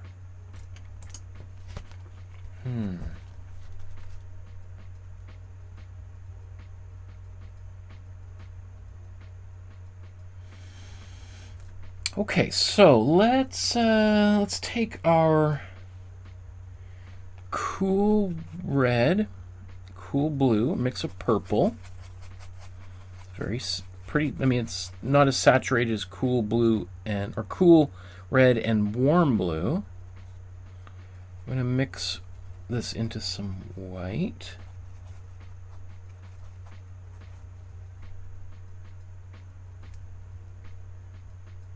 Put a bit more cool blue in here. Maybe even a tiny bit of gray.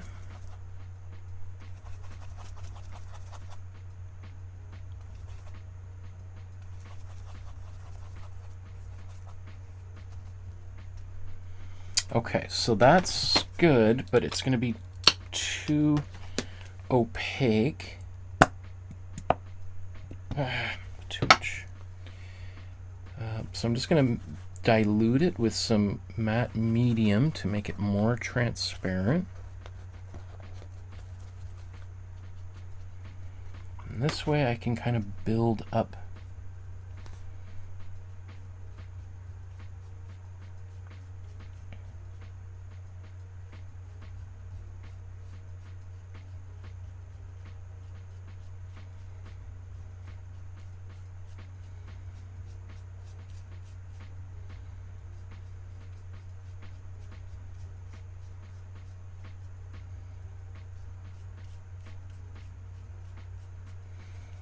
right, so I can make a change here that's not so dramatic that it's like, I can't see the tower anymore, it's gone.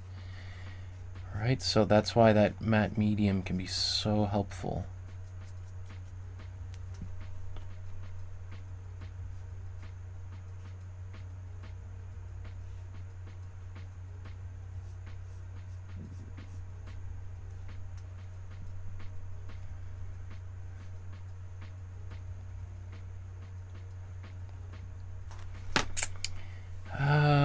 Kind of tempted to go a little bit further, so what I'm going to do is I'm going to blow dry that real quick.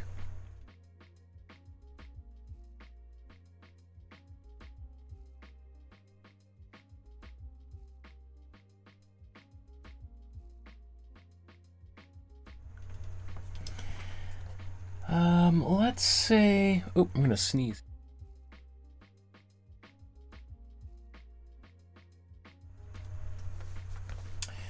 Wow, that was a sudden, intense sneeze. Okay, let's take a bit of warm blue, just bring that into this color too.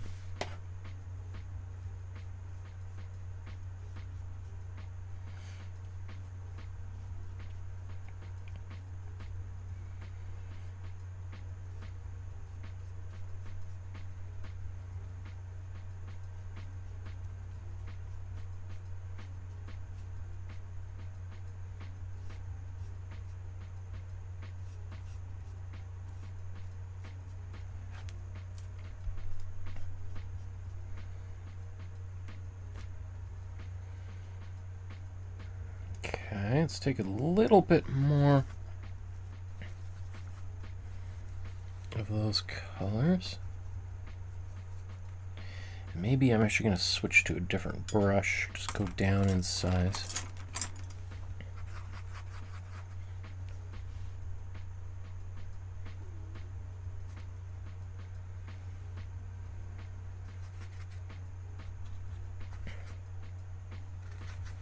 Needs a little bit more saturation. Oh, is that too much?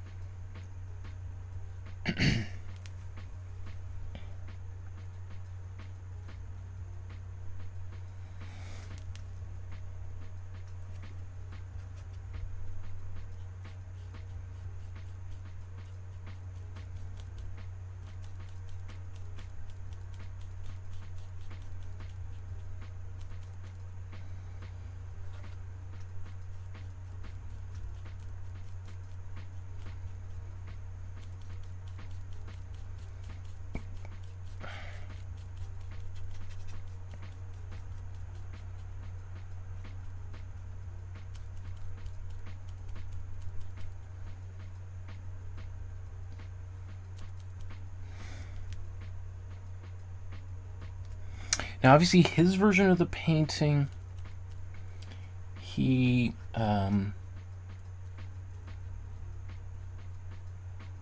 things are more obscure than mine.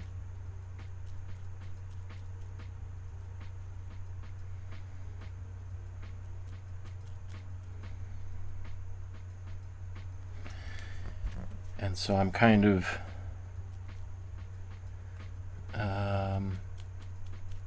diverting from the original quite severely there, but I think you should feel you got license to transform the painting if you like.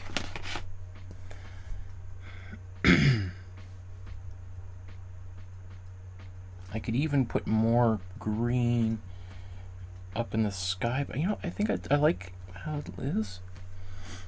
It could be a bit more purple there. Main thing I'm looking at now is the bottom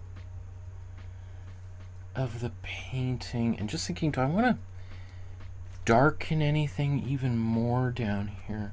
I think what I'm going to do is take more of my ultramarine blue, so my warm blue.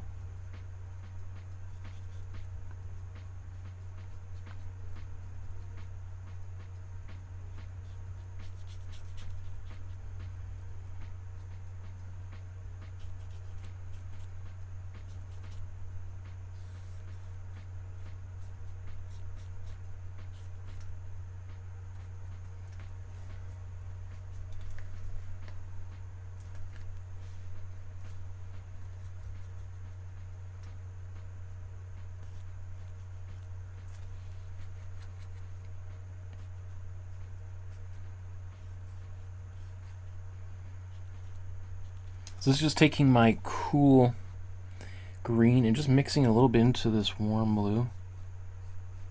So I notice some greens down here. Alright, so taking that cool green, mixing it into my warm blue here.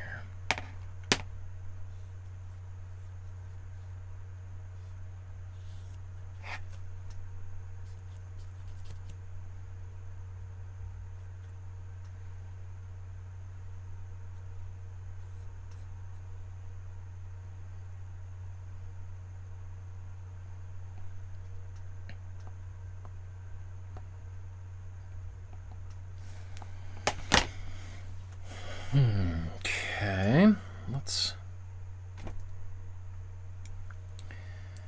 clean these brushes. I think I might just get a little bit more white in a few places here.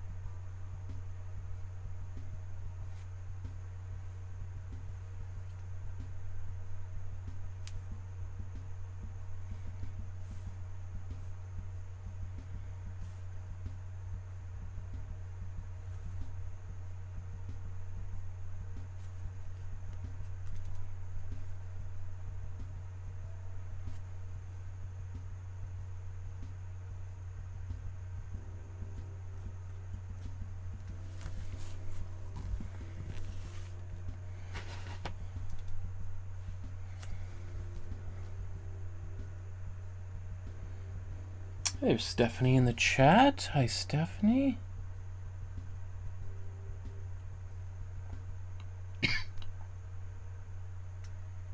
Whoa, what just happened here?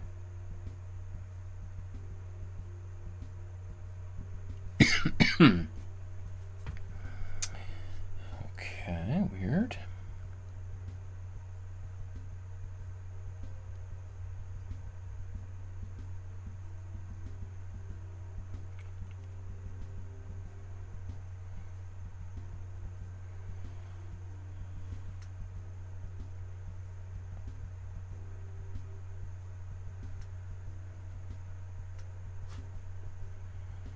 Hopefully everything's still working.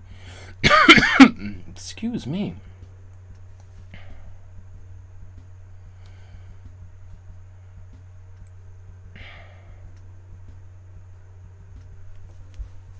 Oh yeah, let's get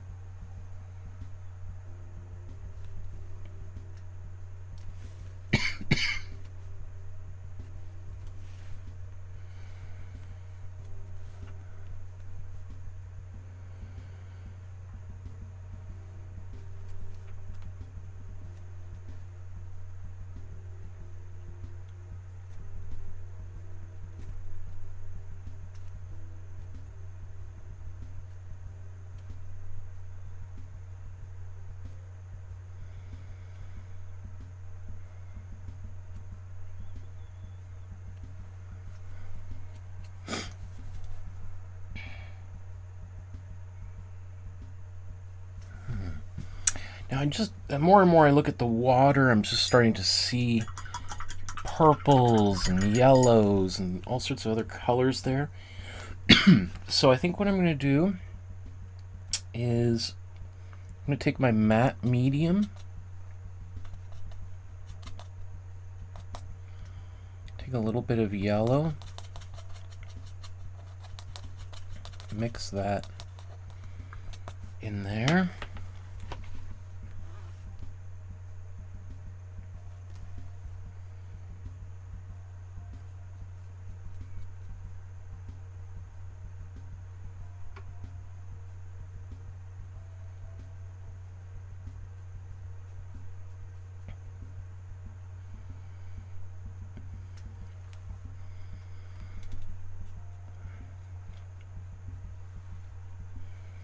Just little hints of some yellow in the water, reflections.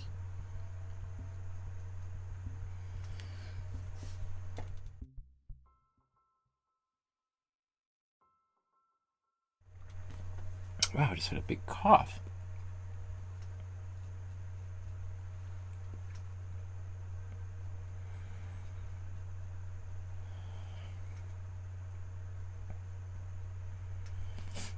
Okay, let's do the same thing but with purple. Let me take my cool red, let's take warm blue. Make a nice purple. Matte medium here to make that color much more transparent, like a little bit of a glaze.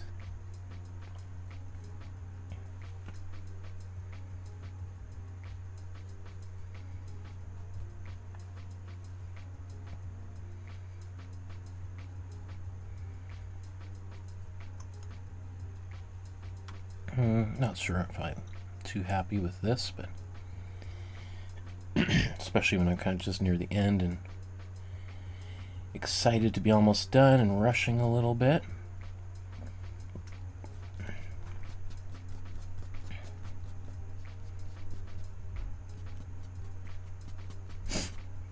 Just gonna smudge a bit of that out so that it's not that I'm smudging it out, but just blending it in so it becomes more subtle.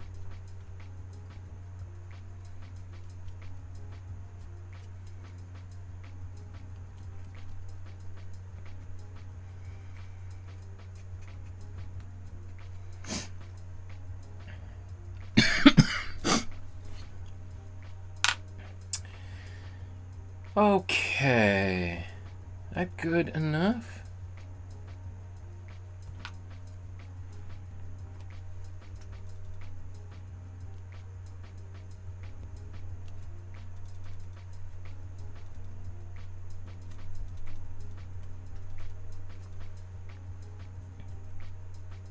Okay, I think good enough. So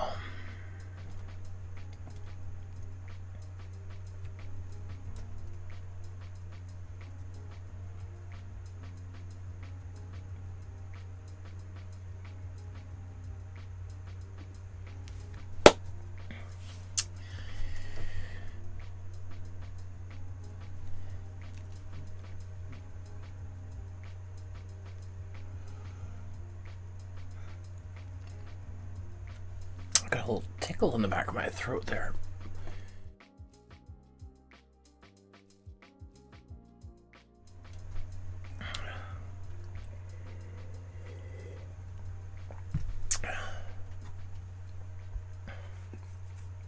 Okay. So we've arrived at the end of another episode, one in which I did a lot of talking and less painting, but once we got painting, we painted quickly. I like how this one turned out. It's yeah, there's aspects of it that are super strange the more I look at it, but I love it. I'm pretty happy with the way it turned out. So just before we look at the side-by-side comparison, I encourage you to like, subscribe, and hit the notification bell. It makes a huge difference. It helps this video and other videos from this channel reach more and more people. And if you want to support the channel with a small donation, the price of a cup of coffee, or $5, $1 million, somewhere in between there, you can scan the QR code and donate to support the channel. There's a link for that in the description below, and that's what it looks like once you arrive. If you want to support with send an e-transfer or a check in the mail, you can contact me via my email, which is on the Facebook group and my website. All of those links are in the description below. Speaking of the Facebook, there's the link to the Facebook group. I encourage you to join the Facebook group. Take a photograph, whatever you've created, upload it to the Facebook group so we can celebrate your work. I don't know if it's next week or the weekend after. Not weekend, the week after, where we'll be doing our next bonus feedback episode. And I give people free feedback on how to improve their paintings and drawings. Even if you did the drawing course I did 6 years ago, I still give people free feedback on how to improve those drawings. So, once again, let's take a look at the painting itself. There's the original, and then there's my version, side by side. Let's just make sure it's nice and focused. So yeah, there are differences here for sure. Partly, again, one thing is that I have brightened the sensitivity of the camera, the ISO, is a little bit higher so that we can see areas in the dark that are less visible when without all these bright lights in the camera on. So this area is actually darker than it might appear on camera. Yeah. Overall, I'm really happy. It's very strange. I mean, the original, all of these, where the boats are very indistinct forms, right? A trademark of kind of Impressionism. And you can see how he's about to move into Fauvism here by really letting those shapes become very ambiguous in a way that Impressionists wouldn't quite go that far. So, in trying to paint this painting, it's almost like necessarily kind of bringing back a little bit of definition into some of these areas, and maybe over definition. You know, maybe I've completely changed the way those boats actually looked. I mean, I could have looked up online like some of those boats and tried to replicate them, but overall I'm pretty happy. You know, and as I look at it, I think like, oh, maybe those reflections could descend here a little bit more. I mean, I could go same thing with the Eiffel Tower. We talked about that, how I decided to leave it relatively defined as opposed to Othon Friesz, who kind of almost made it very ambiguous in the background. So yeah, maybe let's zoom in.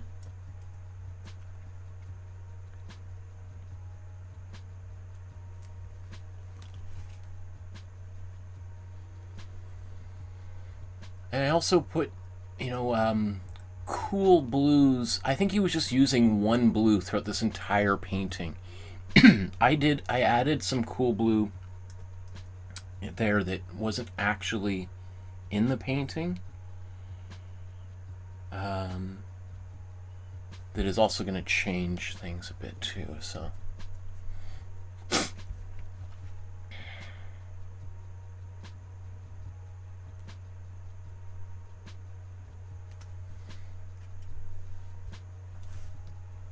Okay. So, yeah, we're talking about the sky here. You know, you can see there's a lot more brushwork in his area. It appears kind of darker, although I think in person they're fairly similar. As I said, this is kind of brightened up a little bit, so I think, you know, in real life this purple is a little bit darker than it might appear on camera. I mean, I like the Eiffel Tower the way I've painted it. I kind of was, you know, I feel like if I went as far as he did, I might lose that shape which, you know, which he almost kind of does in his, but you know, he's one of the great artists of all time, so he can make that work. I'm a little less confident that I can do that. Another thing too is I noticed, it didn't even occur to me till much later, is that the bridge that I've done here is much more of a straight arc right across, whereas his seems to go across and then almost straighten out and then back down.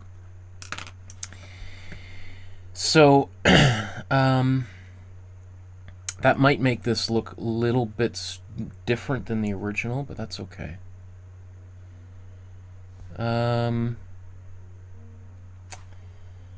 Let's move over to the other side here.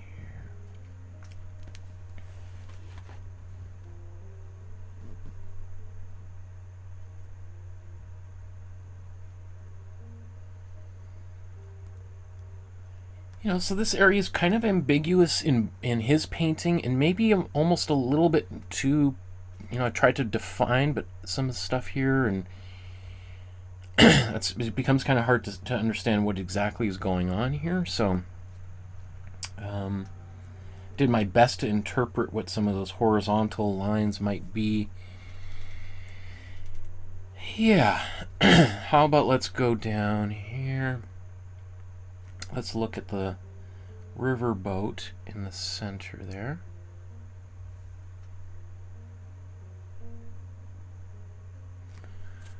I'm going to zoom in a bit more. Oddly enough, his boat seems much longer than mine. Maybe I just didn't paint it as big. I don't know. That's weird. Yeah, again, that reflection could continue a little bit further down into the water. There's also this really dark, wavy line that I put there that's not really in his. He's just got a little bit. It's one of those things, I just painted it, and I was like, ooh, that's kind of cool. And then I look at it and I'm like, oh, that's not what he did, but I kind of like what I did, so I'm just going to keep it there, kind of that serpentine line.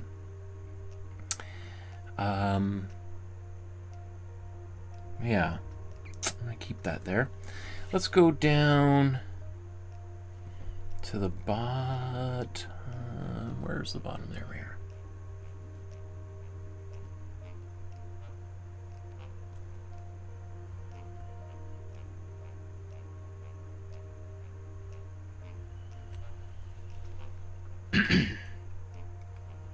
Okay.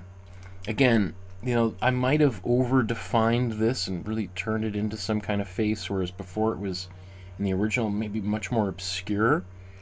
So mine now maybe looks a little bit like, I don't know, Thomas the Train, or some Pixar movie or something that may not really be quite like that. Although some of those boats are decorated, so it is possible that it kind of looked like that. It's hard to say.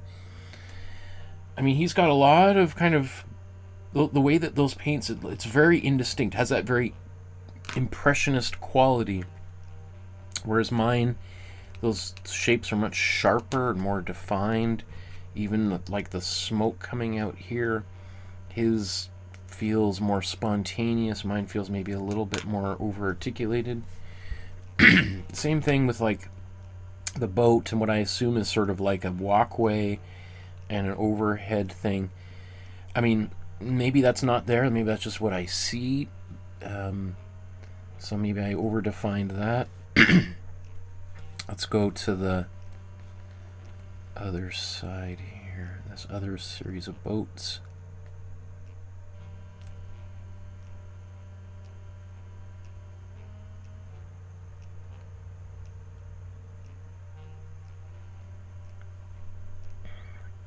Again, you can see kind of how blurry this shape is in here, right?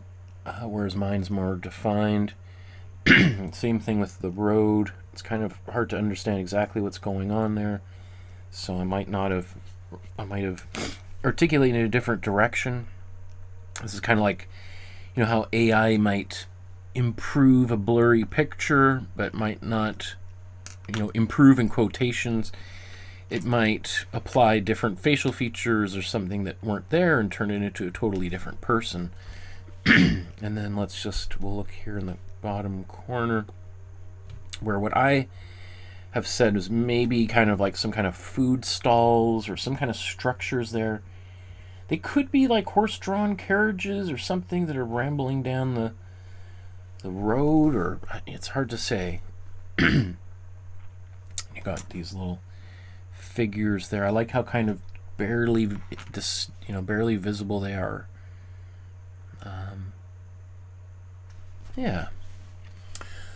So, long story short, not a bad way to spend a morning and early afternoon.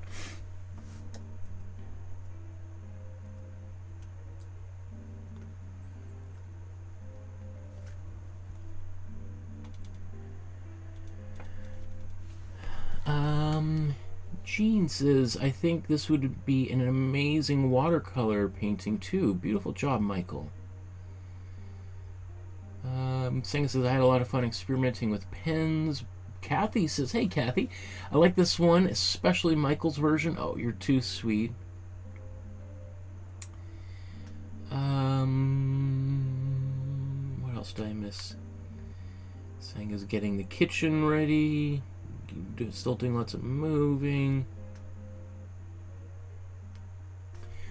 Ah, thank you, Senga. I appreciate yours. Is amazing, Michael. Thank you, Senga. Well, I can't wait to see what you've created today, and that goes for everyone else. Thank you so much for painting and drawing with me, keeping me company there in the chat. I look forward to seeing what you've created. Again, whether it's today's painting by Othon Friesz, or a drawing based on Othon Friesz's painting, or another painting that you've created based on an artist that you admire, or something out of your own imagination, a photograph that you took, or maybe it's a drawing. Maybe you did the drawing series that I did 6 years ago. I still give people free feedback on all of that. Our next free bonus feedback episode is, I think, in 2 weeks from now. And I can't wait to see what you've created. Join our Facebook group, upload it there so we can celebrate your achievement. Just remember that anytime you're making art, you're making this world a better place. You're introducing beauty and positivity into the world. And boy, don't we need a little bit more of that, all right? Instead of all the violence and anger and negativity, we can counteract that with art. And it might seem absurd, but the more people that are making art and finding constructive ways to express their thoughts and feelings, the safer our communities and countries and our world will be. Right? I just think if all of our leaders took an art class and learned to express their anger through art or music or dance or poetry, our world would be a better place. And I've got a 6.5-year-old daughter that I worry about constantly, and I worry about the world that she's going to grow up in. So thank you for helping me make this world a better place. Right? Let's leave this world a better place than it was when we came into it. We'll see you guys next week in our next episode. Until then, take care. We'll see you soon. Bye-bye, everybody. Thank you, Barbara.